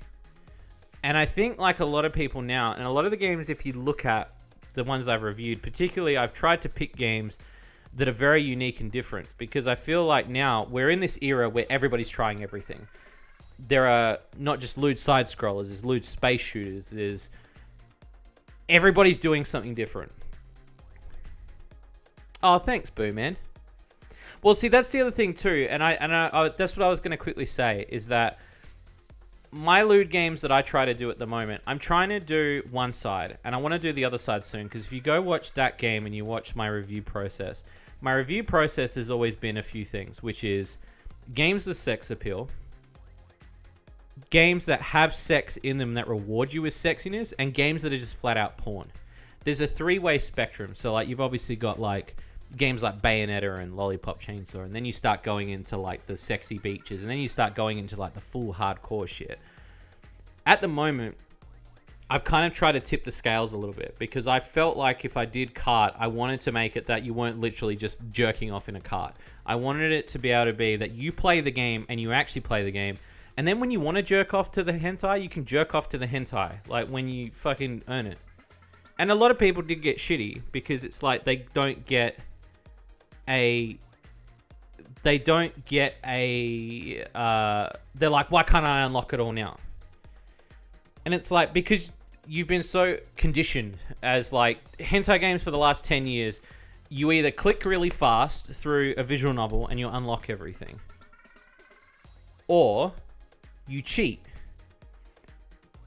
I'm trying to make and the thing about what I'm trying to do is my goal was to go, okay, I want sexiness and gameplay to be even. I feel like Karts is a little bit more gameplay, and then the sexiness does come at a close second.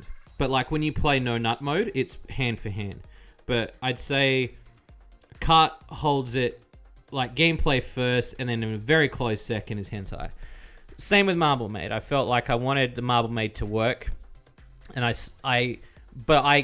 the thing is, and I think a lot of people don't realize, is I came up with the concept in the fact that I wanted lewd stuff to happen in there. I didn't build a game and go, all right, well now I've got to find out where I put lewds in this game. Like, I wrote Marble Maid from the ground up, in a sense that I was like, this is going to be a hentai game. One game that rewards you during gameplay, but only shows you rewards after levels. And I think that too. And yeah, and like being able to hop into a gallery and stuff like that, I think that's good too. I think that if you're able to do that, I don't mind losing to winning in games, but I have to be in the mood for it. Like obviously when you're playing a side scroller and a monster jumps on you and starts fucking you, like that's one type of game. But I also think that type of game slows you down, because I feel that you can really get into games that it's just, yeah, I don't know. I've really wanted to make it that if I'm going to make a lewd game, that I never ever think about the gameplay second. That I always want to make sure that the gameplay is just as good as the lewds that come with it. Because I think if you're going to play a lewd game, it should be an event. Not just a 5-minute fap sesh. And I think that in itself is it's a core thing that I live by with a lot of my games. I've got games coming out soon that are very different. Lose to Win is its own genre. It was classed recently, a couple years ago. I've been saying it for years. If you go back in my reviews, I always say lose to win, lose to win. Future Fragments, lose to win. Like, all the games that I support heavily, they're lose to win, but they're lose to win in a way that's good. But there are some games that lose to win. And it's kind of become the norm. A lot of people say lose to win nowadays when they talk, especially they talk about Japanese games. Because if you want to see the sex and you want to unlock the gallery stuff, you need an enemy to jump on you and attack you. And that's the part that's like, well, I don't want the enemy to attack me. I want to get through the level. And now you've got to slow down, and now you've got to do this whole fucking unlock situation. Hand on dick with Lou. They should coexist the same way. No, exactly.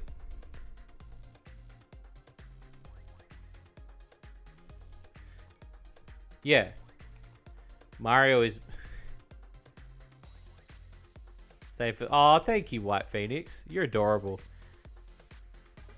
What do I think of Mario is missing? That's a porn game. I mean, it's alright. Like, it's an educational game. Some of the games I'm working on now that are coming soon are very different. Because I want to start going into different genres. Like, my next set of genres, I want to go into, like, full sex games. And then the genre I want to do after that is I want to do a Shantae style game. Where the sex appeal is there, but it's not a porn game. And a lot of you probably be quite surprised at that because you're looking at me going, well, you shades. But, like, I also do review just games with sex appeal. So a part of me wants to make games that are sexy, that don't have porn in them. And I think you can do it. I think anybody can do it. Oh, the porn game. The porn game Mario is missing. Yes. I know the one you're talking about, the one with Princess Peach and she can, like, grind all the... You know what? Like, that I've masturbated to multiple times. I'll admit that. Yeah, you understand, Boo Man. Like, the style of the... It's that sort of, like... And I don't just mean that gameplay. I mean more so that it's, like, your... The sex appeal is a definite second. Well, no, the sex appeal is a first, but the gameplay is also a first. Bayonetta, Lollipop Chainsaw, Dead or Alive. These games function. And they function really fucking well. And they're sexy. That's my next challenge. My next challenge is to make a sexy game. Because now I've done the other spectrum. You know, it's... Once I finish Kart, and once Kart's over, we're going to have to go to the next big thing. The other thing, too, is a lot of people have been talking to me about, like, what are other genres I'd want to do? You know, like, I've tackled the Kart mentality, and now I've tackled Super Monkey Ball. Is there any other ones that like, and I do want to do some original stuff. Like, some original gameplay stuff, too. But... Oh, thank you, Boo, man. Dude, you're so fucking sweet, bro. Thank you so much. My goal is, like, I feel that I would like to make... I want to prove people wrong. Like, recently we were talking on a Fun Dogs episode, and I actually made a joke, and the joke was quite real in a sense that I was like, I have thought about it, where somebody said, you should make a lewd golf game. And I'm like, I've already thought about that. I think about that one a lot. Because golf gets a lot of flack. People shit on golf a lot. And then people will be like, how are you going to make a golf game sexy? Was you going to put the putter up a pooter? No, bro. You fucking sit back and relax. Shades is going to take you on a fucking 18-hole fucking smorgasbord of adventure. That's what I'm going to do. You know what I mean? Like, that's what I want to do. Shay Luke cut physical cop. Hey, look. If you're good enough, there might be one coming. What? I've been thinking about a golf game for a long time.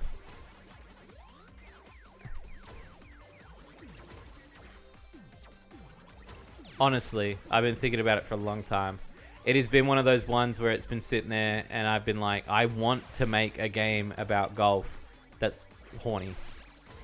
Not just a sexy game. I want to make a full porn game, but it's a playable golf game.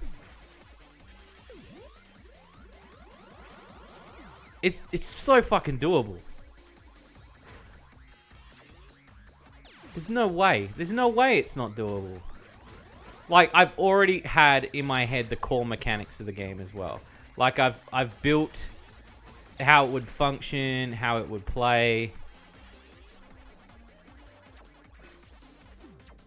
Fuck. Oh, golf is.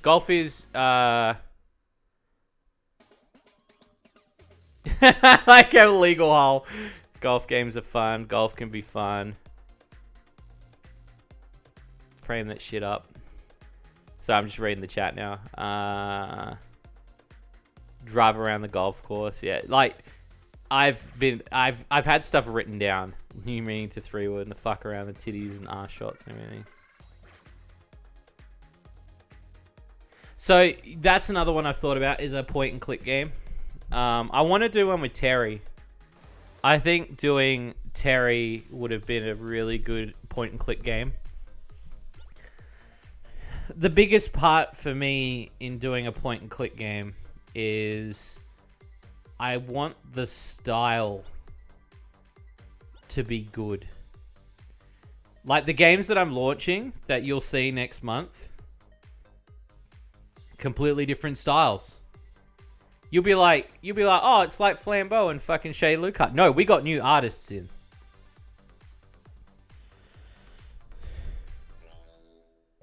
A lewd fishing game. Have you not heard the story about how I attempted to make one and I scrapped it?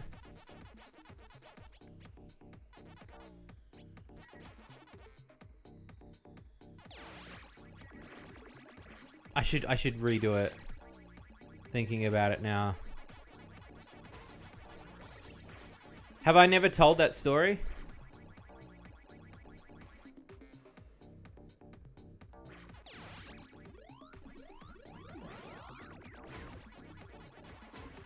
Okay, so it was in between making Lewdware and Flambeau, and the artist of Lewdware was talking to me about what game she wanted to do next.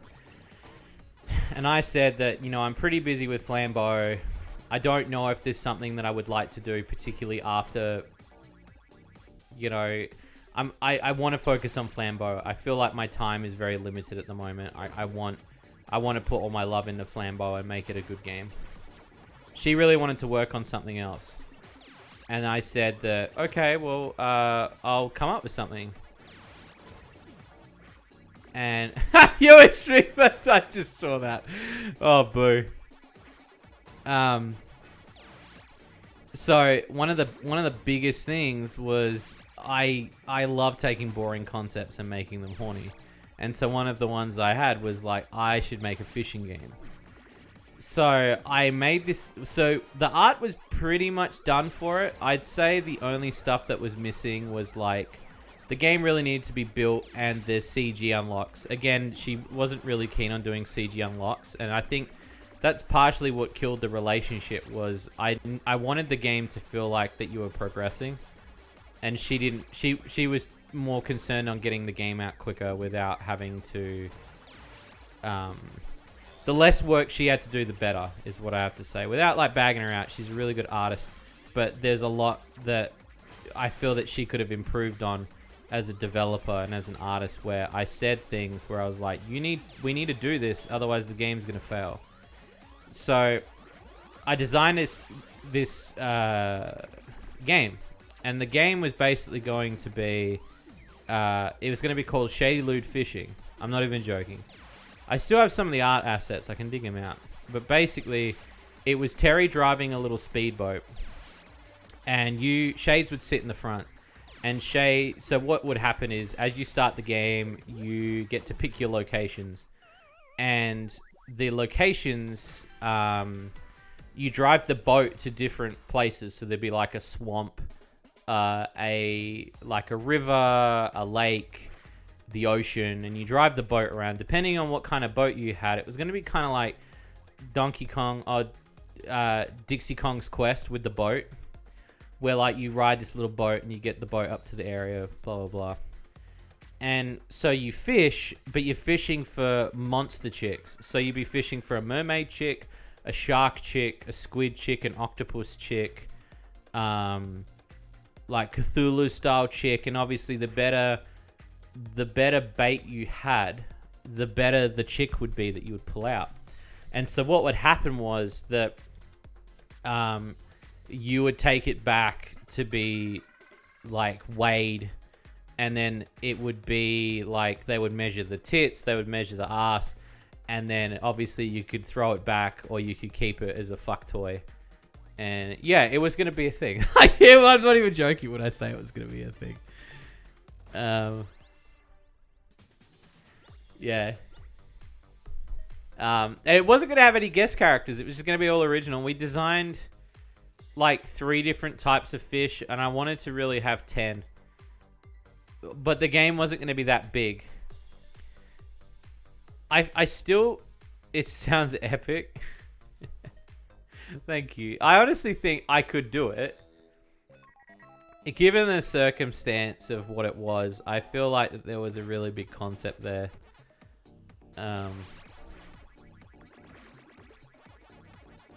It was one of those games where I fell in love with it when I made it, but it was the team that let me down that made me not want to make it anymore. And Flambeau took a front seat. There have been a lot of games that I've scrapped. It's very hard for me to not take on more projects.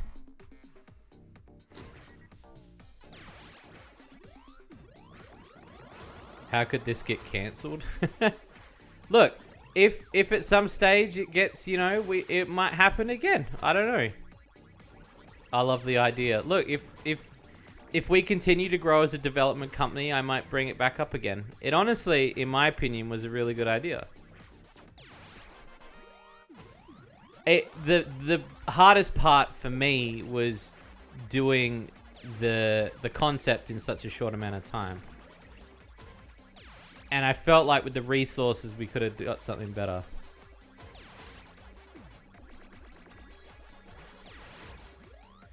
The thing that I hope you guys get excited for is knowing that we've got more games in the pipeline. And they're not just my games either, games that I've also been helping design. So I've been talking about how like we've been working on a lot of stuff. I've been spreading myself out with other people. I know that sounds very lewd. What I've been doing recently is I've been putting myself onto other teams. So usually like I get approached by like, say, a dev team, and they'll tell me about their game and tell me their issues and problems. I'm like, look, I'll help you publish it. Like, I'll help you out. And we've managed to amass like a bunch of really cool games that I'm really excited about to show you guys. Like games that I've managed to like help out on, help them improve their games. I've tried to also pick games that have really cool art styles, because I don't want all my games to look the same, in a sense that like I want the qualities of them to like Shady Corner's got a standard, but at the same time I kind of want us to have our own sort of like, each game's gonna have a sort of seal of quality. Like not every game's gonna be a banger, but I want to be very proud of what we make. And I feel that like a lot of those games that we've been working on, I'm so excited to show them to you. We've got some really cool games.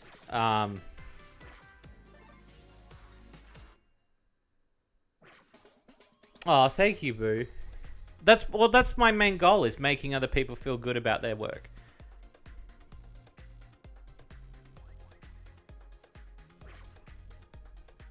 So, a lot of people have been asking me what's my next game now that Marble Maid's finished. My next game is coming. You'll probably hear about it next month. My next big game. And you'll hear about another game that I'm working on. But next month, you'll also be hearing about 4 other games, probably, that I have a hand in, but I didn't necessarily make. So I am helping bring these games to another level.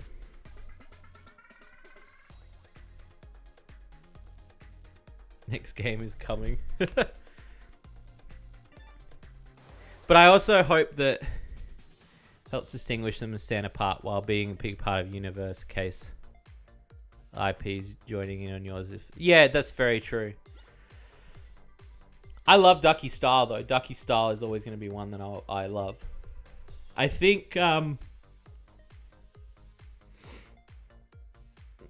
lot of these new games you're really going to like. And I hope you guys are okay on distinguishing whose is the game that I've made versus... Because obviously, I've been talking to the developers about saying, like, I want it to be clear that you are the one developing it and I'm the one publishing it. Because I want people to understand which is a game that I made versus which is a game that I've only helped out on. And I want people to be very clear on, like, I didn't just push out, like, 500 games. And not in the sense that I didn't want to sound tacky. It's more that I just want people to know that I'm not the only hardworking person out there. I want other people to get some really good credit.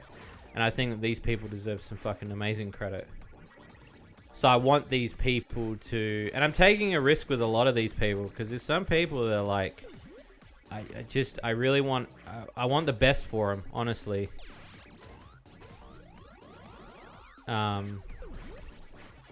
So, some games they will say, developed by Shady Corner, published by Shady Corner. Some games will say, developed by blank, published by Shady Corner.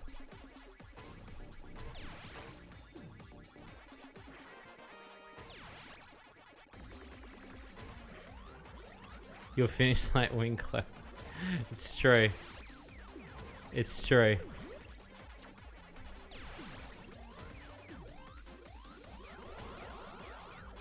That's my biggest fear too, is like putting out like too many games at once. And I also like it with a lot of like... No, Shade's hard, not Shade soft. I think my biggest fear too is like... I wouldn't want to put out too many games at once, because I feel like a lot of people would get... I don't know, they just get weird about it. Because they're like, he's just putting out a lot of shit. My biggest thing too is, and I guess that was my only disappointment, was people instantly compared Marble Maid to Cart. When I completely told everybody that Marble Maid was not going to be as big as Cart or as extravagant as Cart. So there were people that commented saying that they were comparing it, saying it's not as good as Cart. I'm like, I know it's not as good as Cart. Shade soft is already a thing, is it really? There's a guy called Bumper Dump. That was a shit 28. I fucked that up so badly on my part.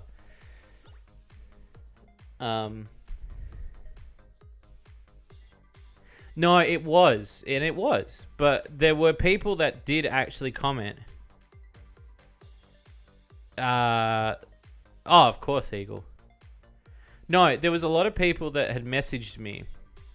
I'd probably say a handful that had messaged me and said, I really love Shady Lou Kart, but when I paid Marble Maid, it just didn't feel as extravagant. And I was like, well, I've only really put out one big game on Steam and only a couple of games on like other websites. So to compare one game that I've made to another game, like I was telling you, get excited in the fact that it's its own game. Like, don't... I don't want to do crossover games for my entire life. I don't think I could do it. I'd be so tired. I'm already tired with Kart. Kart tires me. Would I do any more crossover games ever though? Oh yeah, definitely. Definitely not as big as Kart. Holy shit, no way.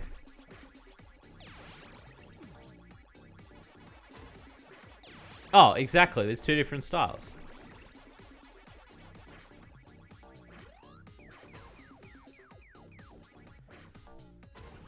Yeah, I don't know. It was just kind of weird that people did that comparison, and I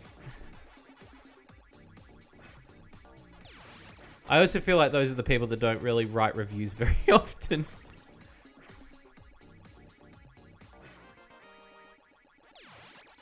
But yeah, I don't know.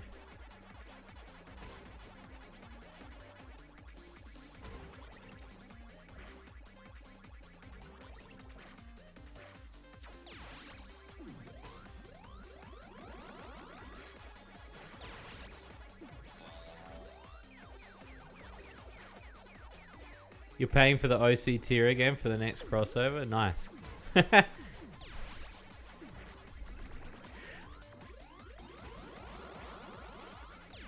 Hey, Blue.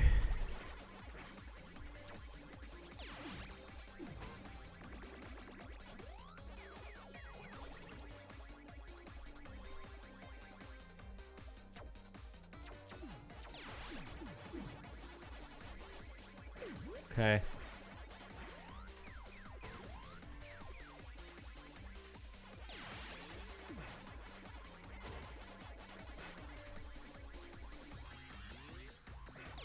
I'm happy with the support that you guys give me on Patreon. Don't ever feel like you have to do any more than you do, but just know that everything that you guys have done has got me to a point where I'm able to live off of what I do.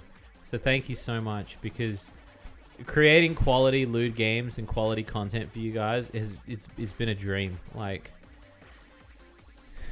I don't understand how it's real, because I've had a lot of people in my life tell me that it was never ever going to be a thing. I've had a lot of people in my life tell me that, like, give up. So it's very nice to feel supported.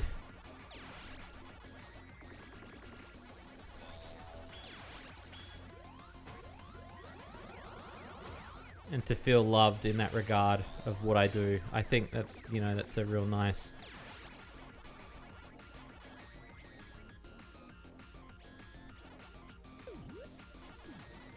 It makes me feel like I'm doing the right thing.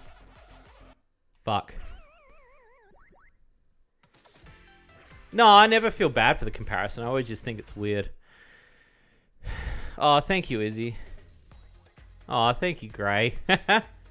Rank 4. Should we do one more game? Should do one more pack. Oh, it was close. That was a close match. We had our victory royale earlier tonight, which I'm happy about. Knowing that I got one, I would be happy if that was the only win I got.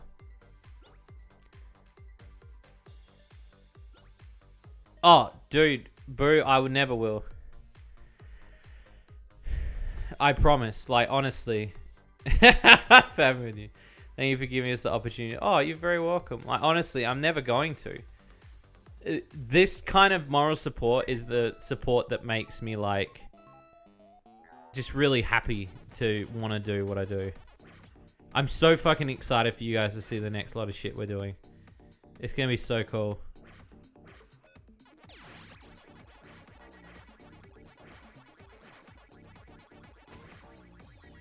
The Streamlab notification's messing up at the moment.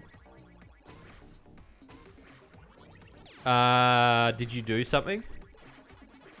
What was the notification thing that you were doing?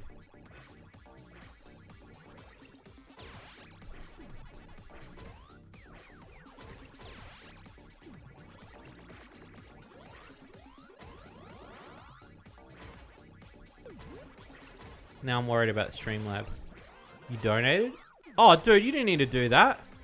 Oh, let me have a look in a second. I'll have a look. Thank you, dude. Oh, thank you so much. You didn't do that, dude. Thank you. Yeah, I was saying before the donation thing is not 100%. Tempted to pay for crossover game without making it too public. No, and I understand. Like, again, it was yeah.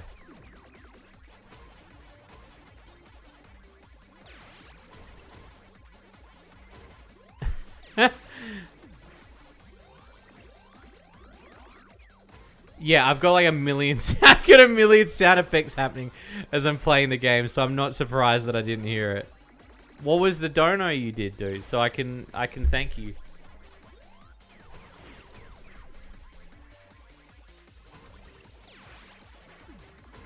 I've been meaning to fix it all, so I do apologize. Like,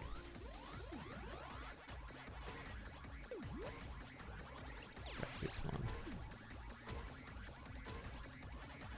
Oh, have I fucked it?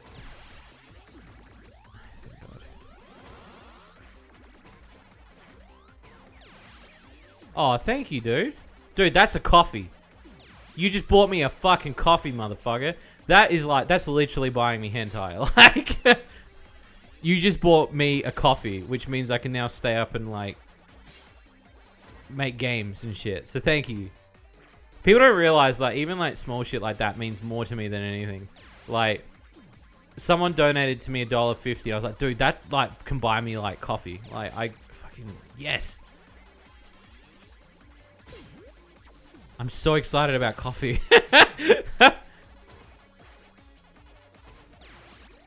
love coffee.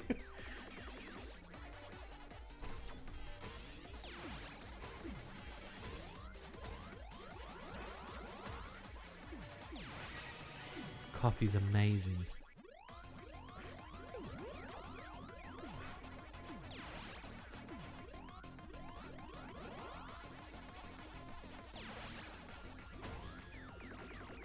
Lewd coffee game when? When I can think of how to make it lewd.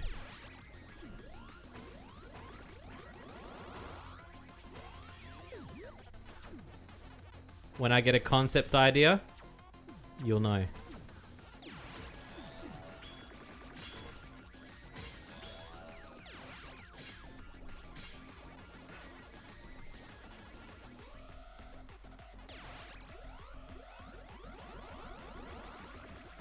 That's so true. Yeah. Burnout and energy drinks. Yeah, it's true.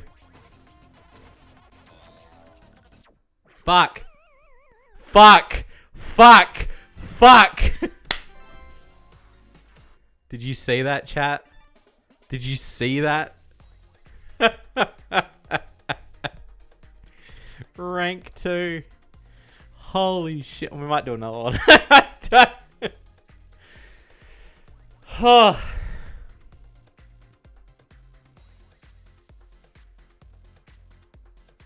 You already got... Dude. Do you ever think of my suggestion of putting on time poster in the resting? I have thought about it. I have thought about it. I want to bring a lot of my old stuff back. I think there are some good ideas back there.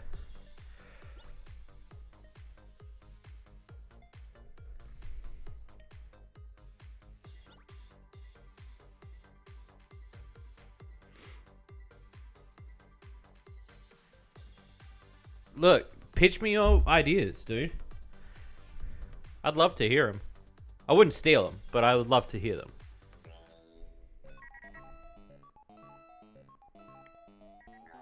Okay. It begins. Another pack attack.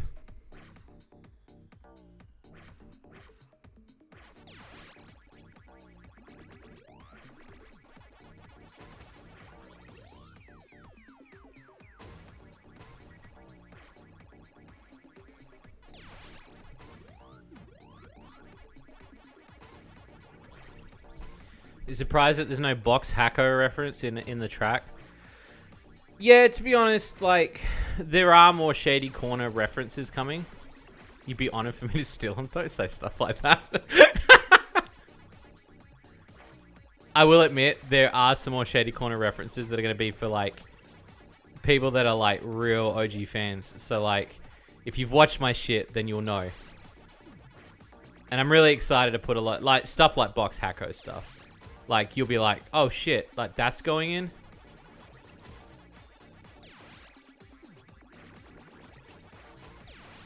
Again, it's hard to pick what you do and don't want in without like feeling like it's overcooked as well.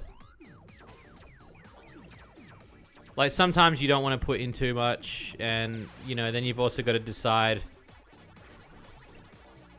Like you want enough gameplay. Like, see, this is the thing. Biggest problem with Yandere Dev is you should put out more game and less adding in extra shit. We try to do both. Like we try to add in extra stuff and give you guys new content at the same time.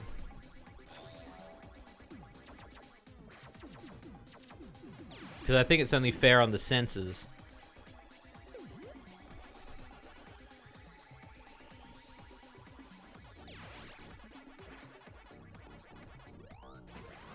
Be looking for them? Oh, dude.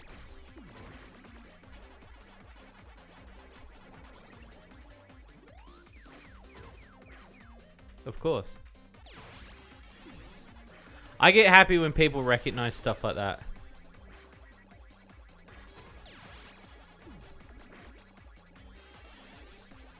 I actually made an offer to the people that made... So, to Yandere Dev, I made an offer. That was a really shit run. I got 33 then. I made an offer to them, and he didn't say anything to me.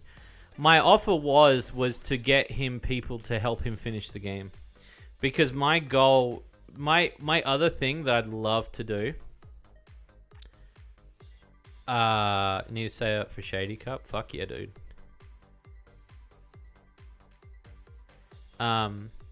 My goal, one of the things that I did, and I didn't really talk about it much, when I did my Wing Cloud Exposed stuff and I talked about them, I sent an email to them, and the email to the Wing Cloud guys was that I decided to offer to help make their games better.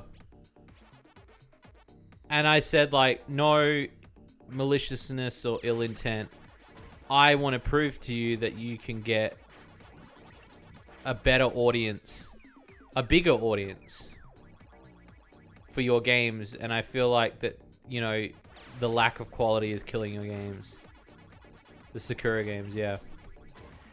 And so I'd emailed them and I said that, like, this is what I can do. Like, I can put together people. We can make, like, a room. I can do a thing where I turn around. It would be such a fucking cool story too. It would be like this turnaround story where Wing Cloud went from a shitty company to a company that was like, they're now making cool games. And I felt the same with the Yandere Dev when I asked him about that, but he never responded to me. But I was like, look, if you give me a fucking week, I could put together a bunch of people and we can all sit down and talk about it and like try to fix your game. That would be the shit, man. I'd love to do that. Yeah, I hate the guy, but God, it would be a good challenge. Like, that would be a fucking good project. Be to fix that game. Make it loot on the side. How's that for a game? It's funny, actually. The dev for Shady Loot Cart, the coder, sorry, he actually sent me a demo of, for my birthday, of Shades as the Shady Hog running around in a little mini game like Sonic. And I have thought about the idea of something like that. Why would they make money? Ever found you? Well, I'm glad. I want to do more videos like that, but I also feel like that my mental stability and the lack of energy that I have for that sort of stuff has kind of gone on the wayside. I also don't think there's that much dirt in the industry at the moment as there was back then. I mean, I wouldn't expect them to listen. They're making money, but they're not making as much money as they probably should be making. I also think that people are going to always associate them with the fact that they are a shitty company that makes low quality visual novels. And I think that in the perfect way of challenging that medium, I think you could turn that around. It'd be such a fucking hero story. That shit would be so fucking good. Like, you know, like, oh, see, that's a goal. It's taking a company that's doing really bad and then putting them on the right path.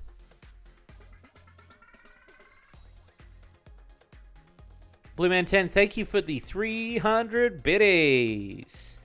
Thank you. So I'm cleaning out the dirt. No, I don't know about that. I did get approached last year about something. Take the idea and make it into a game. Oh, the Sonic thing. So I'll say this much. I have an idea of something I'd like to do in the vein of, say, without giving too much away, it's in the vein of Sonic / Crash Bandicoot, but a lewd game. Promise to tell me if I ever get up my own ass. I honestly prefer honesty. So tell me if I ever do.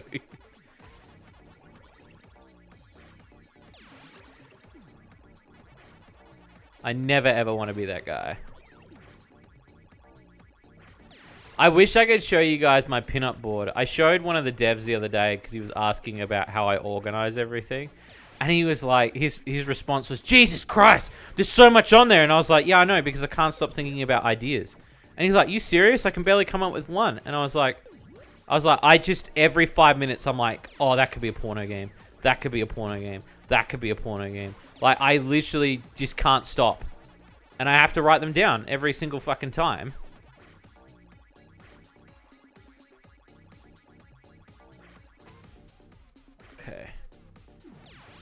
Okay. 50 left.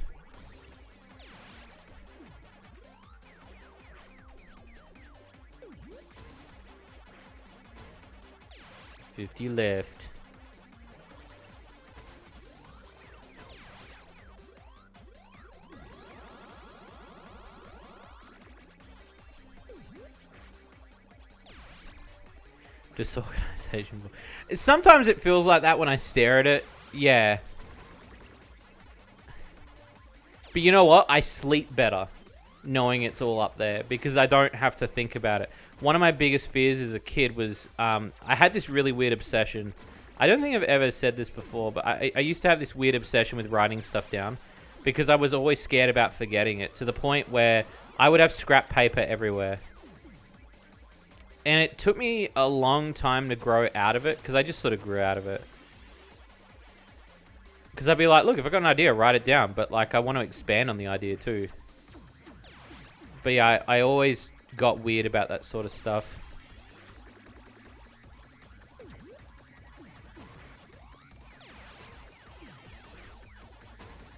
Because, yeah, I think that, like, holding ideas in your head, it makes you not sleep. Oh, I was going to skim around him. You fuck. You fuck. 25. I was still 21, mate. We haven't compared notes yet. We mentioned it in the... We haven't... Sorry, I'm trying to read... I fucking got my glasses on. We haven't compared notes yet, have we? We mentioned it in a previous stream. We haven't compared... No, I don't think so. Have we? I don't know. I don't know. You know what? You know what I want to get? I want to get this. This is what I've been looking at.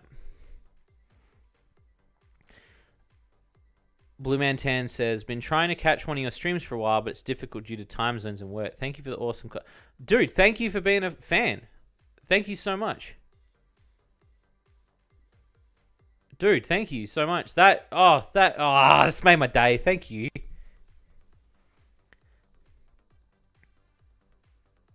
I cannot wait to give you more content. I'm so excited.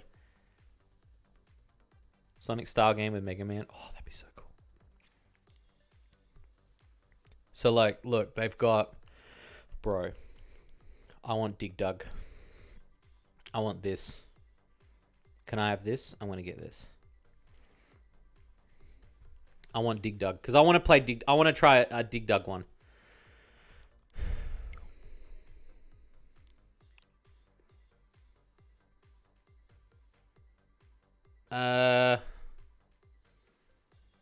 Hang on. I gotta hide the thing.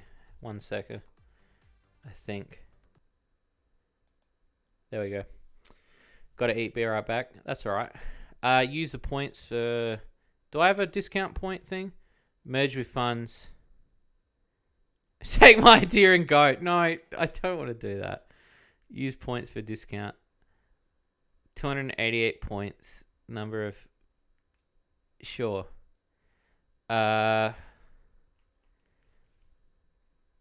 Sure. Required amount only. Amount to pay. 11 cents. Fuck yes, boy. Because I've got so many points already set up. Guys. Yes.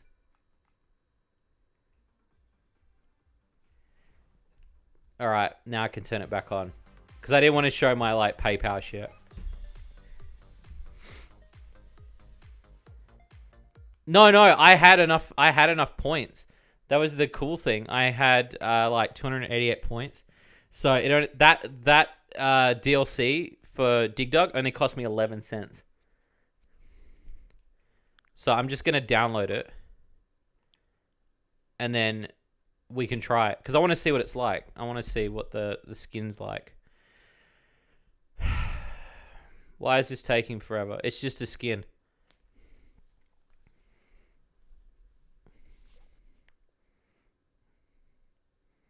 There we go. That's better. I was like, come on.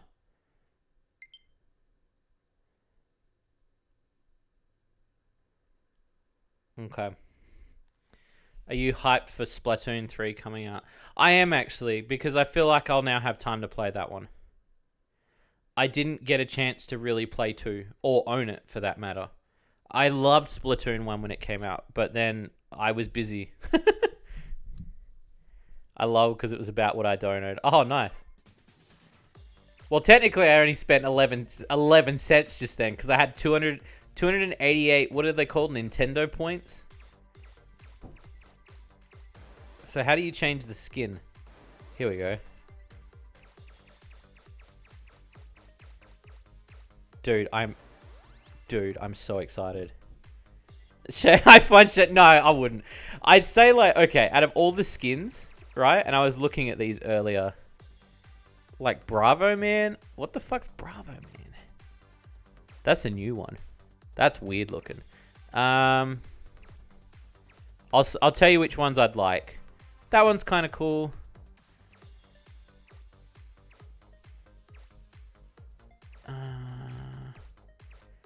Is that Chip's Challenge? I think it's Chip's Challenge.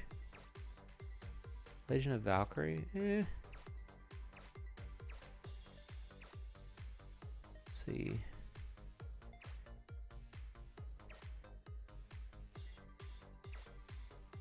Maybe New Rally X is the only other one so far. So New Rally X, Log House. Look, so these are just the standard skins. So Log House looks pretty cool.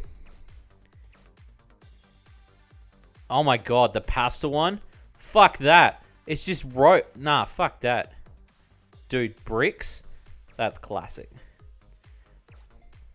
I'd say out of all of these, okay, out of all of these, I'd probably get, honestly, I'd probably get Frame.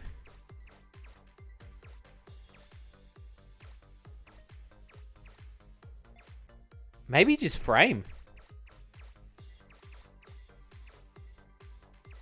Maybe New Rally X. But Frame. Frame and maybe Brick.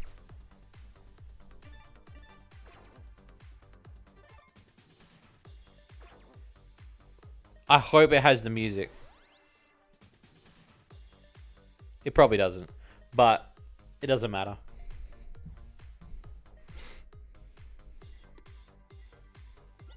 Gallagher. Oh, nice. I mean, yeah. Out of all, like Gallagher, I probably wouldn't get. I like Gallagher, but not enough to get a skin of it for Pac. But Dig Dug. I like me some Dig Dug. Squeeze me? Kicking me out the game like that when I'm trying to play Dig Dug.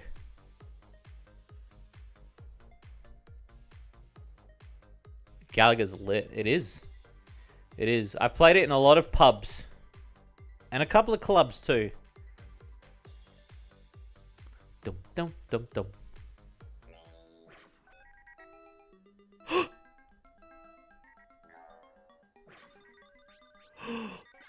It has the music.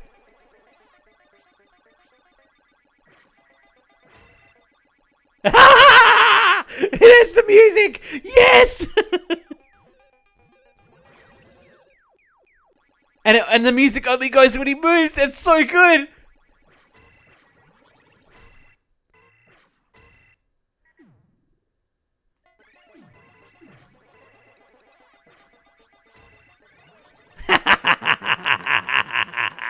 Oh, this is sick.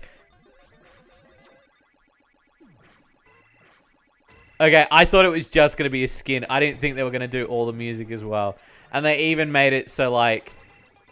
Because in Dig Dug, if you haven't played Dig Dug, the music will only go when he walks. This is so cool.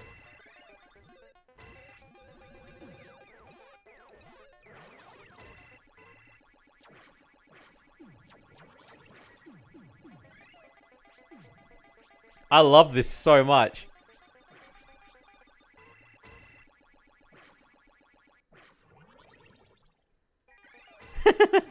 This is so cool. It's so weird too because it's Pac-Man but with Dig Dug.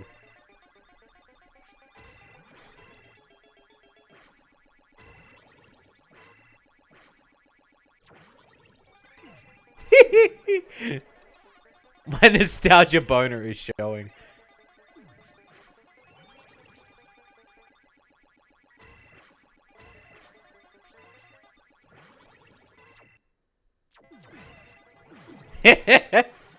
Now pump up. Oh, dude. If you could do that, that would be pretty wicked. But I know that obviously you can't. But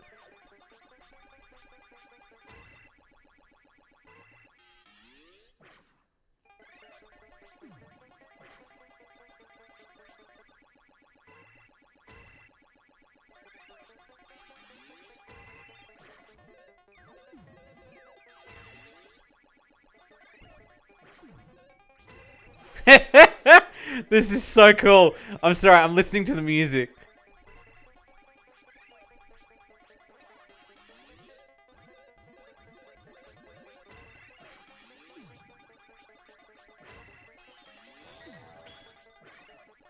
Give me that pickle.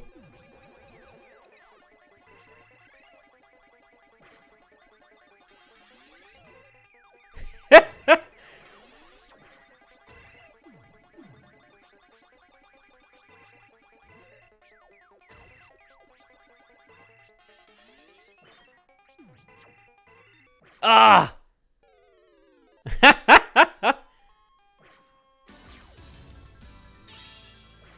Rad.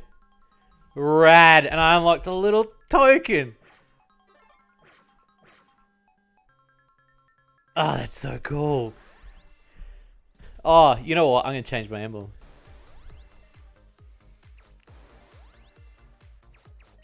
Bro. Play the Dig Dug theme. See, play. Is there like other, or are they... Get a score of 10 points or higher in score attack. 7. Oh my god.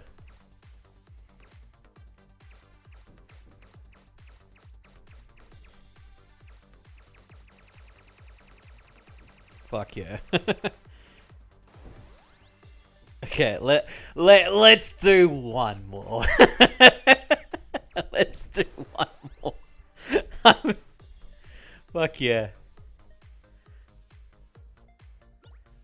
Oh, this is rad. This is so cool. This made my day.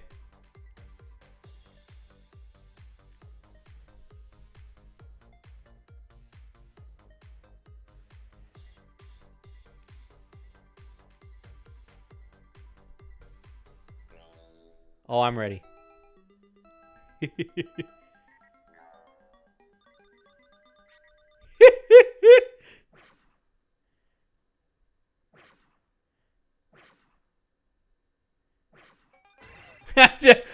The original game, just one more game. Like, yeah, but now it's Dig Dug, so it's different.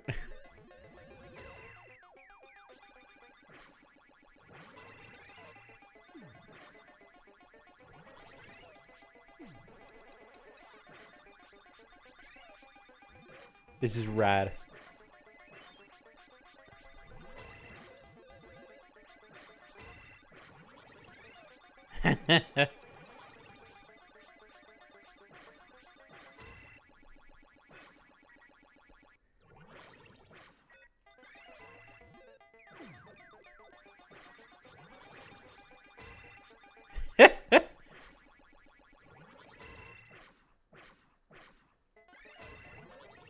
I'm just infatuated with the sounds.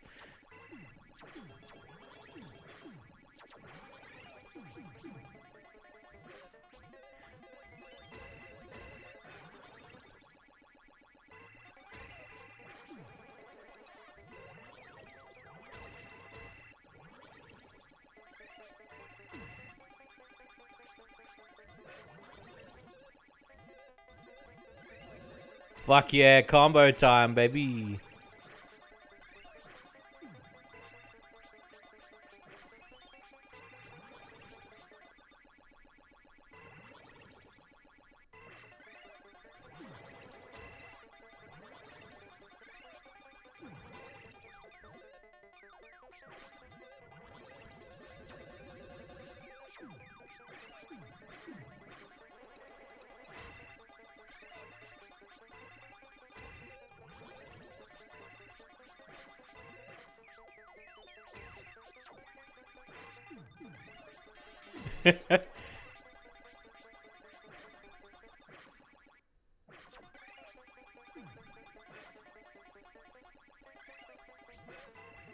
This is so cool. I'm easily entertained. If you wanted to make a lewd game, just do this. Like,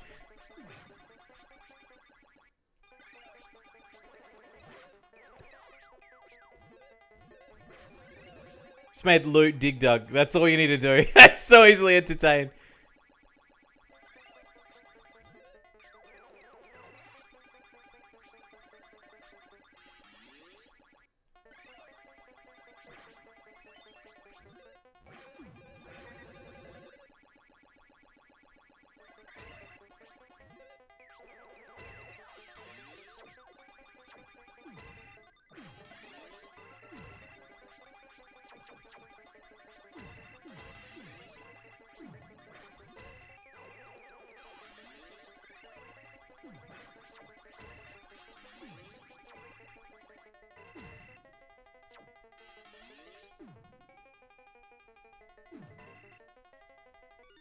Fuck. That was close. My goal next stream is to get a 1 win in Dig Dug mode. Because that's what I want. That's what I want, baby. Inflation. Oh, fuck, I didn't think of that. Oh. Alright, chat. We're going to call it here. It's been a good stream. Thank you so much for coming out and hanging out with me and just being fantastic people, because honestly, I don't know what I'd do without you. I hope to see you guys this week. More videos coming this week. More content coming this week. More updates coming this week. Until next time, I am your boy, Shades. Thank you so much for the support. I love you guys. I cannot wait for the next stream, which will be on Tuesday, my last stream before I go away. So until then, see you next time.